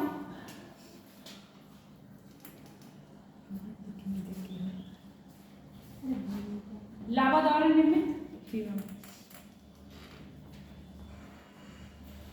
जीवाश्म का अभाव, जीवाश्म का अभाव,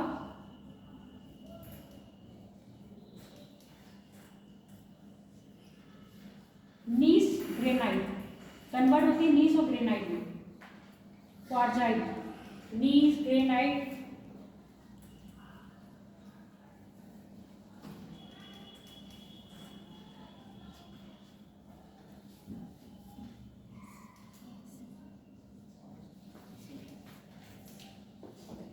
अब ऐसे रूपांतरित में लिखो।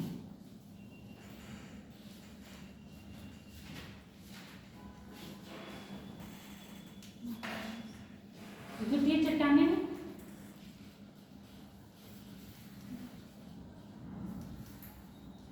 अपक्षय अपर्दन, अपक्षय अपर्दन की क्रिया से, अपक्षय अपर्दन की क्रिया के द्वारा निर्माण, अपक्षय अपर्दन की क्रिया के द्वारा निर्माण, चूना पत्थर, संगमरमर, ये मतलब चूना पत्थर, संगमरमर रूपांतरित चट्टानों की क्या है उदाहरण है।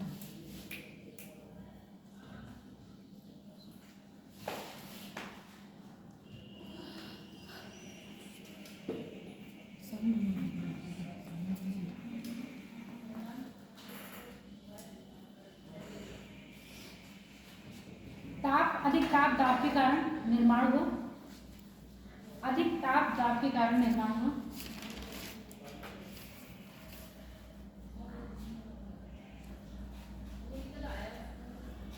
जिसमें जीवाश्म की प्रधानता,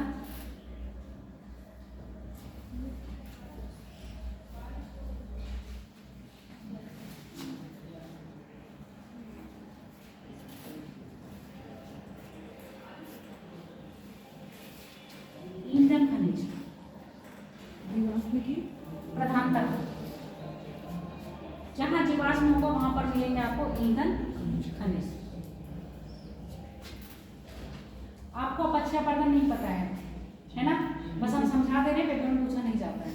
देखो अपक्षय क्या होता है, किसी चीज का क्षय होना, ठीक। जब ये चट्टानें होती है तो रासायनिक और भौतिक और जैविक क्रिया से क्या होता है, इनका क्षय होता है। जब ये क्षय होता है तो क्षय होकर उस स्थान पर रह गई और उस स्थान पर अधिक ताप या दाब या स्थान परिवर्तन कर लिया। अधिक ताप और दाब के कारण क्या हो जाता है, ये चट्टानें अग्नि चट्टानें थी पहले, इनका अपक्षय पर्दन हुआ, ये किस में कन्वर्ट हो गई, रूपांतरित में। रूपांतरित चट्टानों का अपक्षय पर्दन हुआ। अपक्षय पर्दन होने के बाद इनका क्या हुआ, इरोजन हुआ। इरोजन हुआ, इरोजन यानी कि जब इनका क्या हो गया, जब बहने लगी वायु के साथ और जल के साथ, तो ये अधिक ताप और दाब के कारण ऐसे क्षेत्र में जहाँ क्या होगा, पानी रहा होगा, ठीक है, पानी रहा हो या पानी ना रहा हो, अधिकतर होता है वहाँ अपसादित चट्टानें होंगी, वहाँ पर पानी रहा होगा और अपसादित चट्टानों में क्या पाई जाएंगे, परतें पाई जाएंगे। इनकी विशेषता एक और लिख लो, परतदार होगी। अपसादित चट्टानें क्या होंगी, परतदार होंगी, जबकि रूपांतरित चट्टानें परतदार नहीं होंगी। आग्नेय चट्टानें परतदार नहीं होंगी। जीवाश्म का इसमें अभाव होगा, इसमें भी अभाव होगा, इसमें होगा।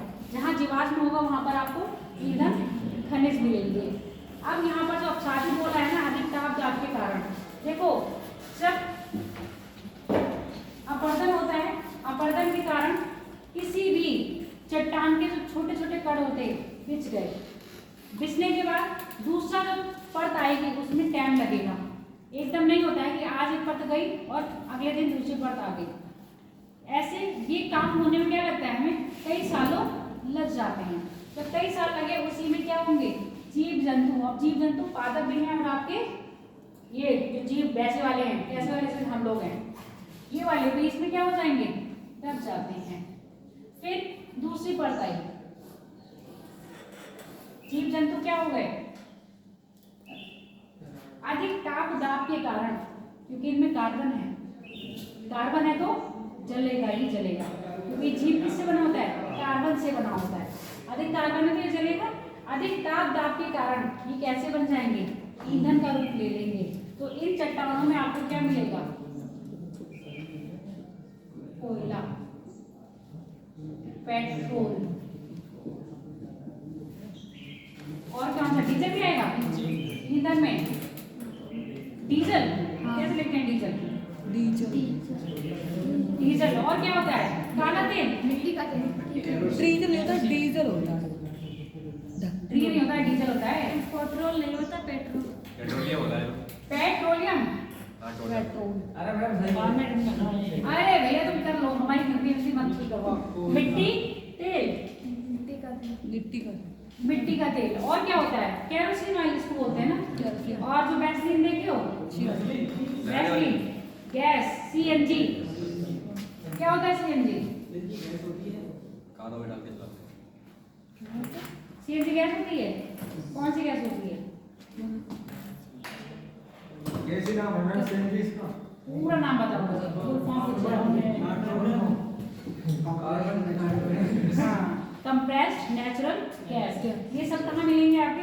अपसारी चट्टानों में पूछा जाता है निम्न में से अपसारी चट्टानों में क्या पाया जाता है, इसलिए बोल दिया ईंधन खनिज। और ये सब किसमें आते हैं आपके ईंधन में आते हैं, चाहे मिट्टी हो, चाहे डीजल हो, चाहे पेट्रोल हो। सर मुझे पेट्रोल में बहुत कंफ्यूजन होता है, सर कैसे लिखते हैं? जब तेल निकालते हैं बाद उसको बाद में जो तेल होता है सब सारा तेल अलग अलग करते हैं। ऐसे नहीं करते, सबसे पहले गैस निकाली जाती है, हाँ पेट्रोल भी निकलता है, गैस भी निकलता सारा है। धुआं बनता है, सबसे पहले गैस निकाली जाती है। गैस के बाद फिर आपका डीजल वो निकाला जाता है पेट्रोल, पेट्रोल के बाद आपका डीजल, डीजल के बाद मिट्टी का तेल, मिट्टी के बाद फिर जो आपका ये कोल tar वैसलीन जो बोलते हैं, ये सब चीज़ें धीरे धीरे निकलती है। लास्ट में आपका मोम और ये कोल tar जो काला काला ये निकल के आता है, कोल tar सबसे लास्ट में ये निकलता है। ठीक, तो सारी चीज़ें किससे निकल रही हैं आपके अपसारी चट्टानों से। विश्व स्तर पर यही है। पहला पूछा जाएगा निम्न में से प्राथमिक चट्टानें कौन है, आपका आंसर होगा आग्नेय चट्टानों से ही कौन सी बनी है, रूपांतरित चट्टानों का पश्चिम पर्दों का फिर कौन सी बनी है, अपसारी। अपसारी चट्टानें अधिकतर क्या होंगी, जलमग्न होंगी। इनका निर्माण कौन सा होगा, जलमग्न क्षेत्र में होगा, क्योंकि आप देखना जितना भी कोयला, मिट्टी का तेल और ये डीजल निकल रहा होगा, ये सब वहां से निकल रहा होगा जहाँ पर जलमग्न हुआ होगा वो क्षेत्र। जलमग्न का मतलब समझ गए ना, समुद्र में नीचे या नदियों की घाटियों में छुपा रहा होगा, वही निकलेगा। जैसे भारत में को आपका गोंडवाना की बातें नहीं कर रहे हम अभी, जैसे आपके गोंडवाना लैंड है, गोंडवाना यानी कि दामोदर घाटी और कौन सी घाटी, गोदावरी घाटी, ये सब क्या है, कोयला क्षेत्र है भारत में, तो ये घाटियों में मिलता है। और विश्व में देखोगे तो कौन सी थी, राइन नदी। राइन नदी कहाँ बहती है, देश पूछा है मैंने, एक बोल रहा है यूरोप और एक कह रहा है सऊदी अरब। सऊदी अरब एशिया का देश है और यूरोप में है यूरोपियन कंट्री। उसका एक तरफ तो आंसर सही है कि जर्मनी, मतलब राइन नदी यूरोप कंट्री में बहती है। अब यूरोप की कौन सी कंट्री वो बताओ मुझसे, पढ़ तुम सब लिए हो, याद तुम करे नहीं हो। यूरोप में इंग्लिश 2-3 कंट्री से होते थे। हाँ, पर मेनली हम कहाँ कहते हैं राइन नदी, जर्मनी में, है ना। जर्मनी की कैपिटल टोक्यो, वेरी गुड। नहीं जापान की है। कुछ है बर्लिन, हाँ वाले याद करो।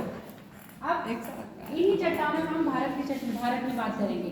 प्राथमिक चट्टानें जो कौन सी यहाँ की, आग्नेय चट्टानें हैं। इन्हीं आग्नेय चट्टानों को हम उठाएंगे कहाँ पर, भारत में।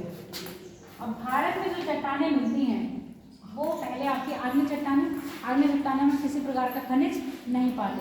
खनिज किस में पाते हैं, रूपांतरित या अपसारी चट्टानों में।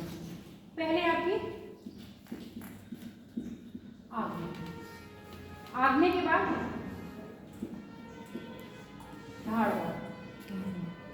धारवाड़ के बाद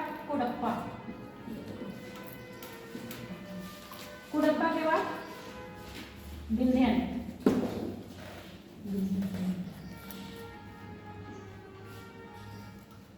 1 2 3 4 5 विंध्यन के बाद गोंडवाना,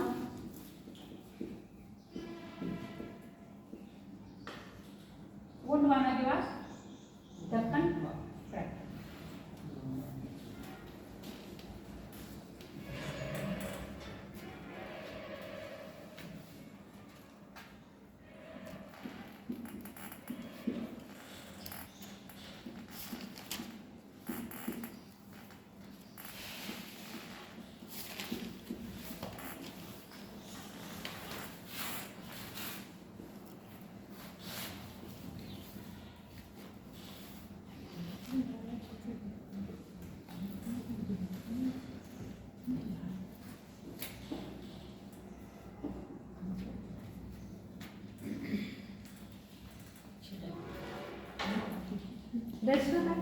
हो गए 19 बच्चे आए बस,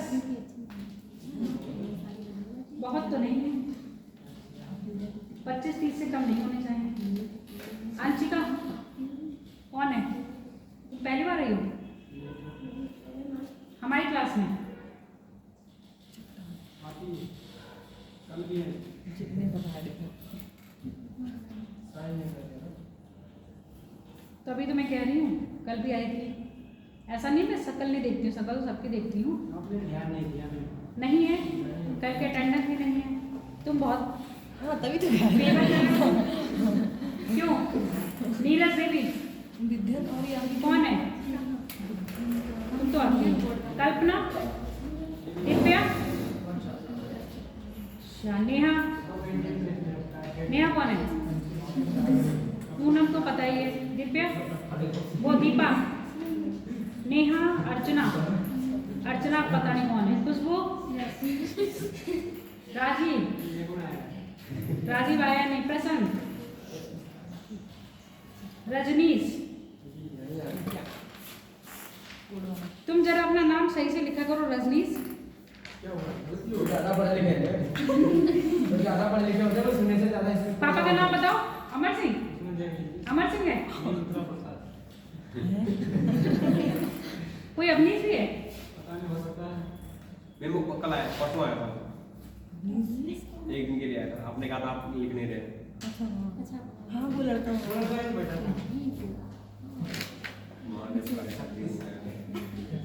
इतना देख देखते हो, ये दिखा तुम देखते अच्छा पिछली बार हम नीचे बोलते थे इसका नहीं होता हैं? इस बार ज़्यादा चेक हो रहा है पिछली बार भी मैंने पिछली बार कभी से यहाँ रहते थे ना, वही सारा काम कर लेते थे। इतना तो तुम्हें याद होना चाहिए। पिछली बार प्रदीप डबल ड्यूटी से लगती होगी क्या गए? डबल ड्यूटी लगती होगी कौन सी डबल ड्यूटी? मैं खुद देख लेती हूँ। बच्चों के नाम तो पता होना चाहिए। अब पुराने बच्चों में देखो, तुम नॉर्मल नाम याद है, रजनीश का नाम तो मुझे याद भी नहीं था, इससे मैंने पूछा। दिव्या का नाम भी मुझे नहीं याद था, मुझे गीता का नाम याद था। नूरी की शक्ल, नूरी बहुत एक्टिव रहती थी, उसका नाम मुझे याद था पर नाम भूल गई थी। शक्ल भी याद थी। राज एक्टिव रहती थी, एक्टिव रहता था मतलब तो उसका भी नाम याद था। ना प्रिंस एक्टिव रहता था। जो बच्चे एक्टिव रहते थे उनका मुझे याद था। ये शरारती बच्चा था उस बैच में। आया था अभी। चलो अब ये लिख लिया। आग्नेय, रूपांतरण और अवसादी। इन्हीं चट्टानों में आग्नेय चट्टानें हैं जिनमें क्या मिल रहे हैं? आग्नेय चट्टानें कन्वर्ट होकर चीजें देती हैं। भारत में जिस जिस क्षेत्र में चट्टानें प्राप्त हुई उन क्षेत्रों का नाम हमने उन क्षेत्रों के नाम पर रख दिया। क्लियर हो गया? है कौन सी चट्टानें? रूपांतरित, अवसादी और आग्नेय चट्टानें। उन्हीं चट्टानों के नाम पर हमने क्या कर दिया? यहाँ पर इनके नाम को डिवाइड कर दिया। आग्नेय चट्टानें प्रायः इन प्रकार की चट्टानों में कुछ भी नहीं मिलता, कुछ भी नहीं मिलता। न धातु मिलेगी ना आपको कोयला, मतलब खनिज संपदा कोई भी नहीं मिलेगी। अब बात करेंगे खनिज संपदा की दृष्टि से धारवाड़, कुड़प्पा, विंध्यन, गोंडवाना और दक्कन ट्राइब क्या मिलेगा? यहीं पे मिलेगा। जितने भी आपको लोहा मिल रहा है, जितना भी आपको बॉक्साइड मिल रहा है, जितना भी आपको तांबा मिल रहा है, जितना भी आपको जिप्सम मिल रहा है, ये सब कहाँ मिल रहे हैं? ऊपर की चट्टान छोड़ दीजिएगा, इन्हें मिलेगा। कहाँ मिलेगा? इनमें। पूछा क्या जाता है? सबसे ज्यादा धात्विक खनिज कहाँ से मिलेगा? धा से धारवाड़, धा से धातु। सिंपल सा याद कर लेना, क्वेश्चन सीधा सीधा यहीं से बनता है।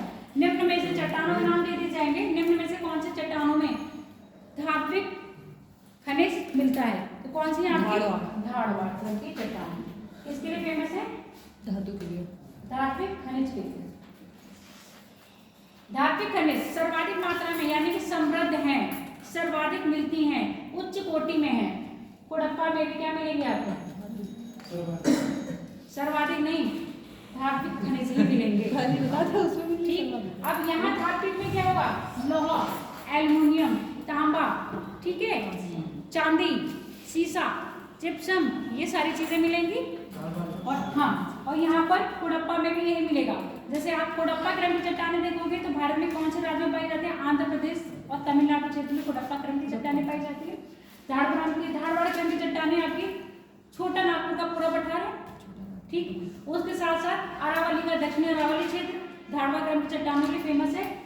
विंध्यन क्रम की चट्टानें, जितना भी आपका विंध्यन श्रेणी है ना, विंध्यन क्रम की चट्टानें मिलेंगे। इस चट्टानों में क्या मिलेंगे? अधिकतर गृह सामग्री जैसे चूना पत्थर। कहाँ पे मिल रहा है चूना पत्थर? रूपांतरित चट्टानों में मिल रहा था ना, चूना पत्थर, संगमरमर, ये सब कहाँ मिलेगा आपके? और हीरा पन्ना, हीरा पन्ना सुने हो? हीरा की तमन्ना है और पन्ना की खानों में मिलता है हीरा, है ना। पन्ना के खाने कहाँ है आपके? एमपी में। और एमपी में कौन सी? विंध्यन क्रम की चट्टानें। कुड़प्पा क्रम की चट्टानों में क्या मिलेगा आपको? हीरा मिलता है। जो मिला था कहाँ, कौन लेके चला गया हीरा? वो बताया कोहिनूर। कहाँ मिला है? गोंडवाना कहाँ मिला था? गोंडवाना गोंडवाना में नहीं मिला था, गुड़प्पा क्रम की चट्टान में मिला था। वो बताओ जरा। खान भूल गई मैं, खान का नाम याद नहीं आ रहा है। पन्ना तो याद है, दूसरी है कहाँ से करके नाम है। चलो याद आएगा पढ़ाते पढ़ाते तो बता देंगे, नहीं तो कल बताएंगे। विंध्य क्रम की चट्टानों में मकान के लिए सामग्री, ठीक, मकान के सामग्री जैसे चूना वगैरह और संगमरमर। गोंडवाना क्रम की चट्टानें ये है, अपसारी चट्टानों में ईंधन मिलेगा। और अपसारी चट्टानें कहाँ है? जहाँ पे जलाशय होगा, जलाशय यानी कि जलमग्न रही होगी। तो कोयला, सर्वाधिक कोयला मिलता है भारत में गोंडवाना क्रम की चट्टानों में। इसी खान में हीरा मिला था। कोयले की धात्विक कहाँ? धारवाड़। कोयला गोंडवाना क्रम की चट्टान। गोंडवाना आपका जो छोटा नागपुर वाला क्षेत्र है और दामोदर नदी घाटी, गोदावरी नदी घाटी, इन नदी घाटियों में आपका कौन सा गोंडवाना क्षेत्र पड़ता है? हाँ, गोदावरी, कृष्णा, कावेरी। कृष्णा नदी में किसने कहा?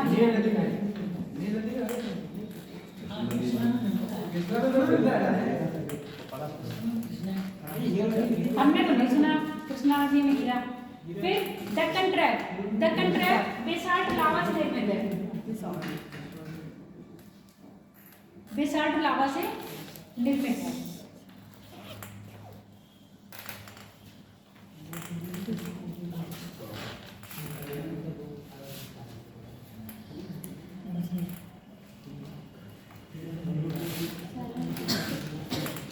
हीरा किस नदी में पाया जाता है? है? हीरा किस नदी में पाया जाता है? हीरा नदी में नहीं पाया जाता है, हीरा कोयलों के खानों में ही मिलता है। जब कोयला में अधिक ताप और दाब पड़ जाता है तभी ये आता है। जब कोयला आपको मिलेगा तो आप मतलब जब हीरा मिलेगा तो पहचान नहीं पाओगे कि हीरा है। चमकता थोड़े ना, पिक्चरों में दिखाते हैं थोड़ा और हीरा दिख गया, उसको तराशा जाएगा तब वो शाइनिंग करता है। पत्थर ही होता है। और कच्चा जो कोयला होता है ना, जैसे ये दिखाते हैं ये डायमंड की ज्वेलरी फटाफट, ये कच्चा हीरा ही लेके आते हैं। हीरा बना नहीं होता है, उसी को तराश देते हो, शाइनिंग करने लगता है और सस्ते में मिल जाता है।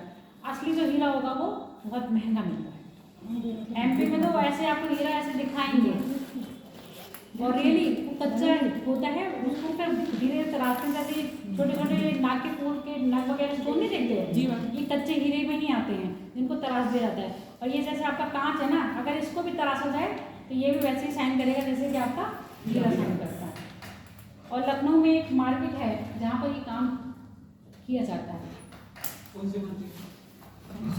मेरे को मार्केट याद नहीं है, बस तुम ये पूछ लेना, समझ लो हीरापुर मार्केट है, कौन सी मार्केट है। अब लिखो यहाँ पर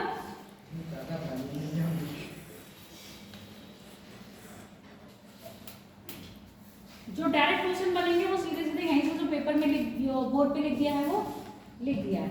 अब थोड़ा सा डीपली समझना है तो समझ लो। क्षेत्र पूछा नहीं जाएगा, कभी आप लोगों से क्षेत्र कभी नहीं पूछा जाएगा। डायरेक्ट क्वेश्चन पूछा जाएगा निम्न में से कौन सी क्रम में चट्टान। और भारत में कोयला कितने प्रकार का होता है, लोहा कितने प्रकार का होता है? लोहा दो टाइप का होता है, कोयला को चार बताओ। लिग्नाइट, बिटुमिनस, एंथ्रासाइट, ठीक। और लोहे मैग्नेटाइट, हेमेटाइट, मैग्नेटाइट और एंथ्रासाइट नहीं होता है, एंथ्रासाइट कोयला होता है। कहाँ से होता है? हाई स्कूल में साइंस में था, अब ये साइंस में है तो ये आपका है भी साइंस का और ये ज्योग्राफी में रिलेट हो जाता है। इसमें हम ज्योग्राफी में आपको ये चीज़ नहीं पढ़ाएंगे। जो आपका होमवर्क है वो नोट डाउन कर लो, जो होमवर्क है वो नोट डाउन कर लो। होमवर्क ये है आपका कोयले के प्रकार और लोहे के प्रकार।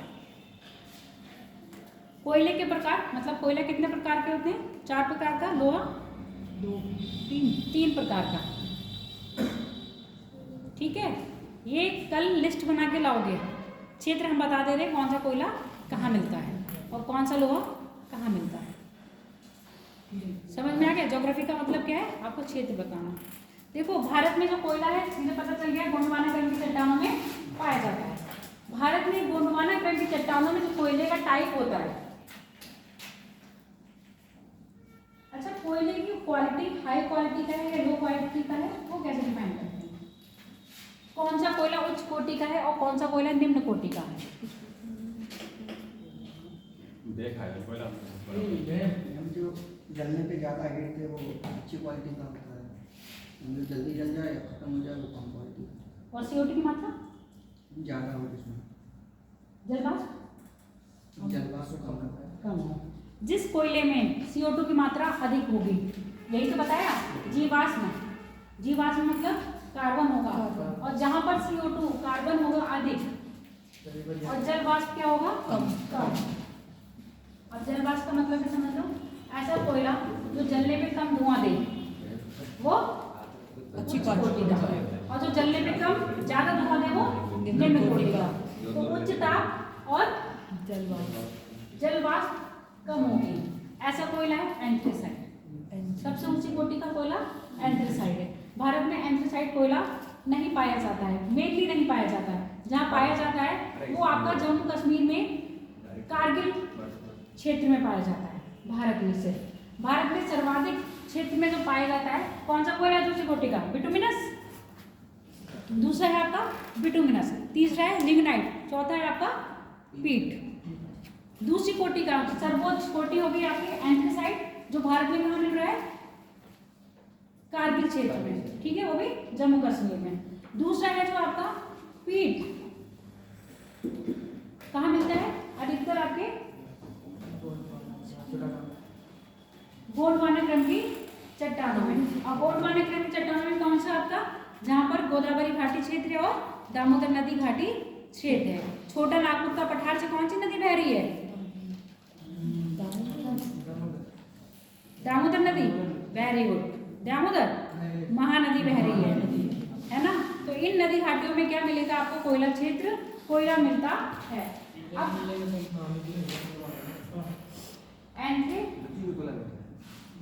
बिटुमिनस और लिग्नाइट, नाम तो मैं नहीं बताते तुम लोगों को, होमवर्क कर दिया फिर मैंने। और दूसरा है क्या? सब होमवर्क है इसमें ना, कितना % कोयला रहता है, CO2 की मात्रा कितना है, जलवाष्प की मात्रा कितनी, ये मैं नहीं दे रही हूँ, ये आपका होमवर्क है। फिर भारत में जो मिलता है सर्वाधिक कोयला मिलता है पीट, कौन सी क्रम में चट्टान मिलता है? जो बिटुमिनस कोयला होता है उसमें 55 से 60% कार्बन होता है। वेरी गुड, हम नहीं बताएंगे तो तुम्हारे काम है। गोंडवाना क्रम की चट्टानें, लिग्नाइट क्रम की चट्टान, लिग्नाइट कोयला कहाँ मिलता है? सिर्फ आपके तमिलनाडु के क्या नाम है, सलेम क्षेत्र में, सलेम जिला है, सलेम में क्या मिलता है? तमिलनाडु के लिग्नाइट कोयला मिलता है। पीट कोयला सबसे बेकार क्वालिटी का भारत में नहीं मिलता, ठीक है, जिसमें कार्बन की मात्रा 20 से 30%, बाकी 80 से 90% क्या रहती है? जलवाष्प की मात्रा रहती है। तो भारत में पीट नहीं मिलता, लिग्नाइट मिलता है। कहाँ पर मिलता है? तमिलनाडु में सिर्फ सलेम में। और पीट बिटुमिनस कहाँ मिलता है? आपके गोंडवाना क्रम की चट्टानों में। भारत में सर्वाधिक कोयला बिटुमिनस प्रकार का पाया जाता है। एंथ्रेसाइट कोयला कहाँ मिल रहा है अपना? कारगिल, जम्मू कश्मीर। लिख लिए या नहीं? लिखिए हो तो अच्छी बात है।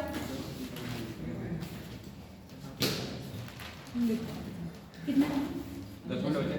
19 हो गया। बिटुमिनस कहाँ पाया जाता है? बिटुमिनस गोंडवाना क्रम की चट्टान। भारत में सर्वाधिक कोयला बिटुमिनस प्रकार का ही मिलता है, जो कहाँ मिलता है? आपके गोंडवाना क्रम की चट्टानों में मिलता है। एंथ्रेसाइट कारगिल क्षेत्र, जम्मू कश्मीर। और बिटुमिनस क्या है? लिग्नाइट कोयला तमिलनाडु के सलेम।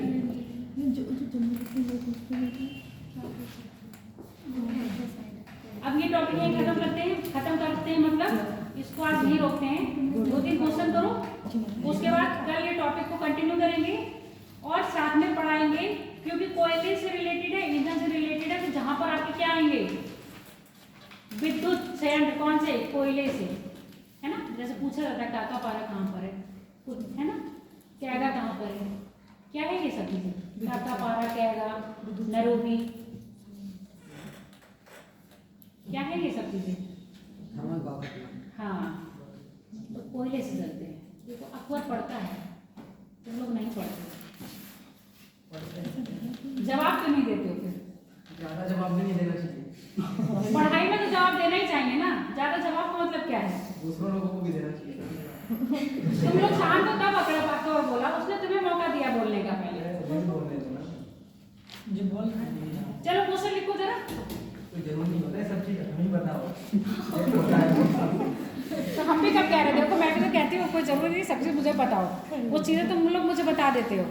अधिकतर वो बढ़िया से कोई चीज़ पढ़ लेते हैं, अधिकतर हम बढ़िया से कोई चीज़ पढ़ लेते तो तुम, मैं क्वेश्चन तो सभी करती हूँ, अधिकतर वही जवाब दे रहा है, तुम्हारा बढ़िया वाला क्वेश्चन आंसर नहीं आता है मेरे पास। आज तक आवाज़ कोई नहीं आ पाती है।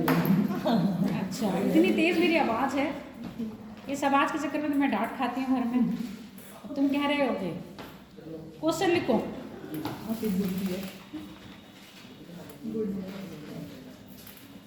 हम ये पॉइंट लिखवा दीजिए। कौन सी? ये जो बोले थे। ये जो बोले तो ये लिखवा दूं पहले। हाँ। चलो लिखो। क्वेश्चन नहीं लिखना है तो ये लिख लो। भारत में धात्विक संप्रदाय की दृष्टि से, भारत में धात्विक संप्रदाय की दृष्टि से धारवाड़ क्रम की चट्टानें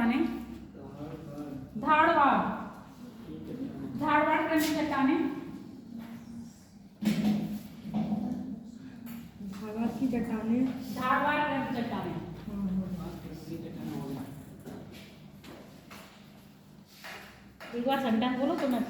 भारत में धात्विक संप्रदाय की दृष्टि से धारवाड़ क्रम की चट्टानें कब भी चट्टान है। अधिक तो पानी गलत हो गया मुझे लगा। धारवाड़ क्रम की चट्टानें अधिक समृद्ध हैं। ये क्वेश्चन है।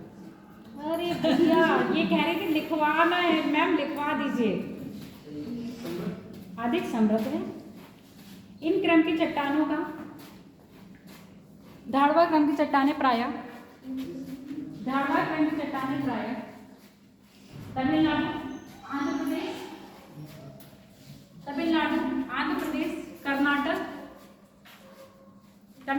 आंध्र प्रदेश, कर्नाटक, अरावली का दक्षिणी क्षेत्र,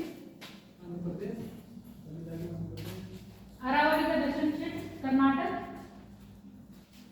अरावली का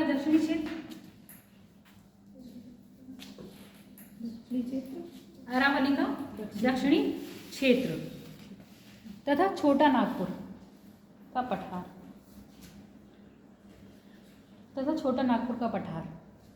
और छोटा नागपुर में ब्रैकेट में लिख लो, जहाँ छोटा नागपुर का पठार लिखा है, खनिज संपदा की दृष्टि से समृद्ध। छोटा नागपुर का पठार जहाँ लिखा है वही ब्रैकेट में लिख लो, खनिज संपदा की दृष्टि से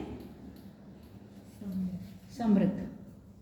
यानी कि जितना ज़्यादा खनिज यहाँ पाया जाता है उतना ज़्यादा खनिज और किसी पठार में नहीं पाया जाता। दुर्गापुर पश्चिम बंगाल, क्या है वहाँ पर बताओ? अच्छा तुमने दुर्गापुर नाम लिया है। पहला इस्पात संयंत्र भारत का दुर्गापुर पश्चिम बंगाल में लगा है, ठीक है। और जो पश्चिम बंगाल राज्य में पड़ता है, और छोटा नागपुर का पठार का कुछ हिस्सा कहाँ पर आता है? पश्चिम बंगाल में, छत्तीसगढ़, उड़ीसा और राउरकेला। फेमस किस लिए है? तो राउरकेला में हमको मतलब अरे यार उसका मतलब हमें किसके लिए फेमस है राउरकेला? वो उड़ीसा में था, लोहा इस्पात संयंत्र। उसका सिलेक्शन कोबरा किसके लिए फेमस है? कोरबा, सॉरी मैंने कोरबा को कोबरा से याद कर रखा है, फिर मैं शब्दों को चेंज कर लेती हूँ। कोरबा किसके लिए फेमस है? झरिया किसके लिए फेमस है? इसीलिए तो मैं कह रही थी कि टॉपिक कल करेंगे, क्योंकि ये सारे स्थान इनको लिस्ट आउट करना है, पेपर में पूछा जाता है। झरिया झारखंड कोयला क्षेत्र है, ठीक है। जो कोरबा है वो भी क्या है? कोयला क्षेत्र है छत्तीसगढ़ में। इनसे पेपर में डायरेक्ट क्वेश्चन पूछते हैं, कोई बहुत टफ बनाएंगे तो, नहीं तो मुझे उम्मीद नहीं कि तुम्हारे पेपर में खनिज संपदा से पूछा जाए। क्या लिख लिए हो? छोटा ना, ये कल लिखवाएंगे हम, इसीलिए हमने ये वाला टॉपिक आज स्टार्ट करा है। ये मेन होता है एक क्वेश्चन बनता है। हाँ, राउरकेला उड़ीसा में पास से अंदर है राउरकेला, किसके सहयोग से लगा है? ये इकोनॉमिक्स के क्वेश्चन है, इसलिए मैं नहीं पढ़ रहा। पंचवर्षीय योजना के तहत इनका क्या हुआ है? विकास किया गया है। चाहे दुर्गापुर हो, चाहे आपका राउरकेला हो, चाहे दामोदर नदी घाटी की परियोजना हो, सब क्या है? पंचवर्षीय योजना के तहत आई है। लिखो गोंडवाना क्रम की चट्टानें, गोंडवाना क्रम की चट्टानें, गोंडवाना क्रम की चट्टानें, गोंडवाना क्रम की चट्टानें। ईंधन खनिज, ईंधन खनिज, ईंधन खनिज के लिए, और ईंधन खनिज में भी विशेषकर आप लिखिए ना कोयला। ईंधन खनिज में भी विशेषकर आप लिखना कोयला, ठीक है? ईंधन खनिज की दृष्टि से सर्वाधिक समृद्ध है। अब यहीं पर लिख लो,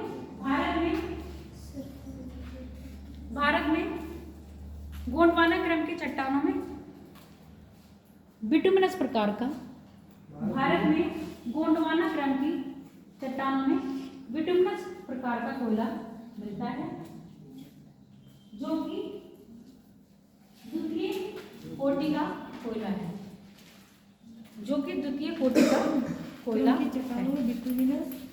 बिटुमिनस कोयला मिलता है, जो कि द्वितीय श्रेणी का कोयला, द्वितीय श्रेणी का कोयला है। एड्रेसाइट के बाद है ना, ठीक है?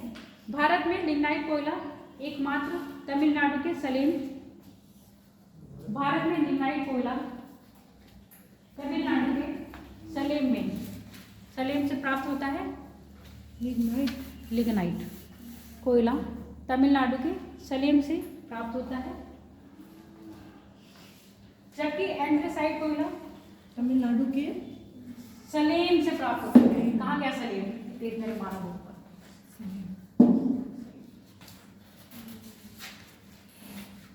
जबकि एंड्रेसाइट कोयला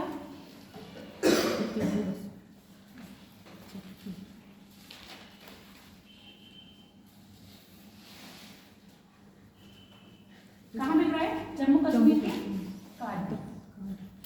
कारगिल क्षेत्र में, जम्मू कश्मीर के कारगिल क्षेत्र में प्राप्त होता है।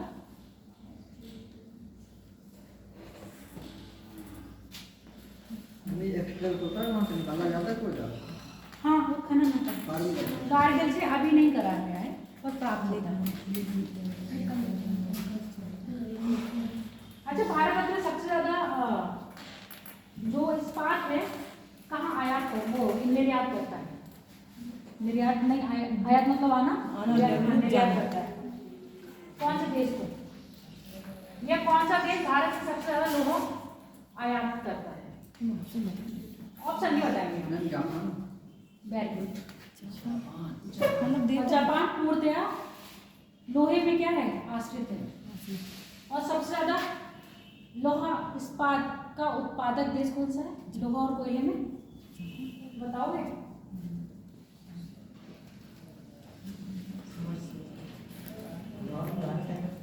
बताओ। अब के अकबर को नहीं पता है, राजीव तुम्हें बताओ। नहीं पता है। हाँ बताओ। बता देते ऑस्ट्रेलिया में, ऑस्ट्रेलिया कोयला में होता है। ऑस्ट्रेलिया पहले था, हमने चीन कोयले में भी, और चीन आपके लोहे में भी, हीरे में आपका रसिया है। इस तरह के क्वेश्चन कभी कभी पूछ जाते हैं, अदरवाइज नहीं पूछे जाएंगे। इतना विश्वास रखो, जो पूछा जाएगा वो पर्वत, चोटियाँ, राजधानियाँ, नदियाँ, ठीक है? इससे ज़्यादा नहीं पूछा जाएगा। बहुत टफ बनाएंगे तब इस पर आएंगे, जब बहुत ज़्यादा टफ पेपर बनाएंगे तब इस पर आएंगे, अदरवाइज नहीं आएंगे। किस पर? जो कल हम बताएंगे कौन सा किसके लिए फेमस है। और पंचवर्षीय योजना में जरूर पूछा जाएगा आपके क्वेश्चन, क्योंकि आपके क्वेश्चन में से जीएस में से स्टैट में से वो दिन वाले भी दे देते हैं ना, कौन सा दिन किसके लिए, एक क्वेश्चन जरूर आता है दिवस में से, तो दिवस याद कर लीजिएगा। टाइम हो गया क्या? जी हो गया।